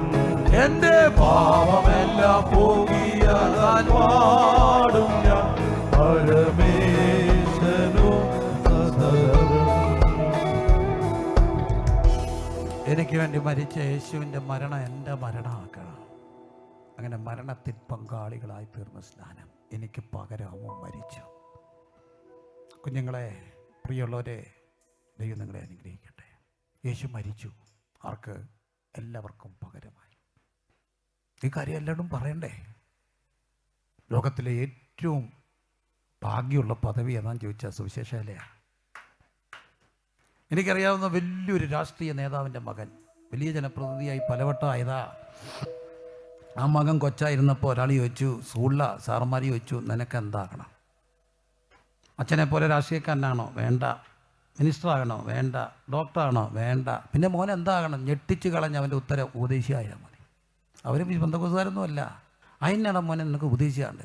എൻ്റെ അച്ചായൻ വലിയ ആളാണെന്നാണ് പറയുന്നത്. അച്ചായൻ്റെ ബോർഡും കാര്യങ്ങളും വണ്ടിയൊക്കെ ഉണ്ട്. പക്ഷേ ഉപദേശിമാരെ കാണുമ്പോൾ എൻ്റെ അച്ചായൻ മുട്ട നിൽക്കും, അവർ കൈവച്ച് പ്രാർത്ഥിക്കും. അപ്പോൾ ആരാ വലുത്? കൊച്ചൻ ചോദിച്ച ആരാ വലുത്? ഉപദേശിയാ വലുത്. നമ്മളവരെ കാണുമ്പോൾ മുട്ടടിക്കും. നമ്മുടെ അകത്ത് ഈ ബോധ്യമില്ലാത്തതുകൊണ്ടാണ്. അവരെ കാണുമ്പോൾ ഓച്ചാനിക്കൊന്നും ചെയ്യരുത്, പേടിക്കൊന്നും ചെയ്യരുത്. അവരിലെല്ലാം വലുത് നമ്മുടെ അകത്തുണ്ട്. യേശുവാ. ഈ യേശു മരിച്ചു എന്ന് ലോകത്തോട് പറയണ്ടേ? അതാ സുവിശേഷ വേല. അതിന് സഹോദരന്മാരെയും സഹോദരിമാരെയും വേണം.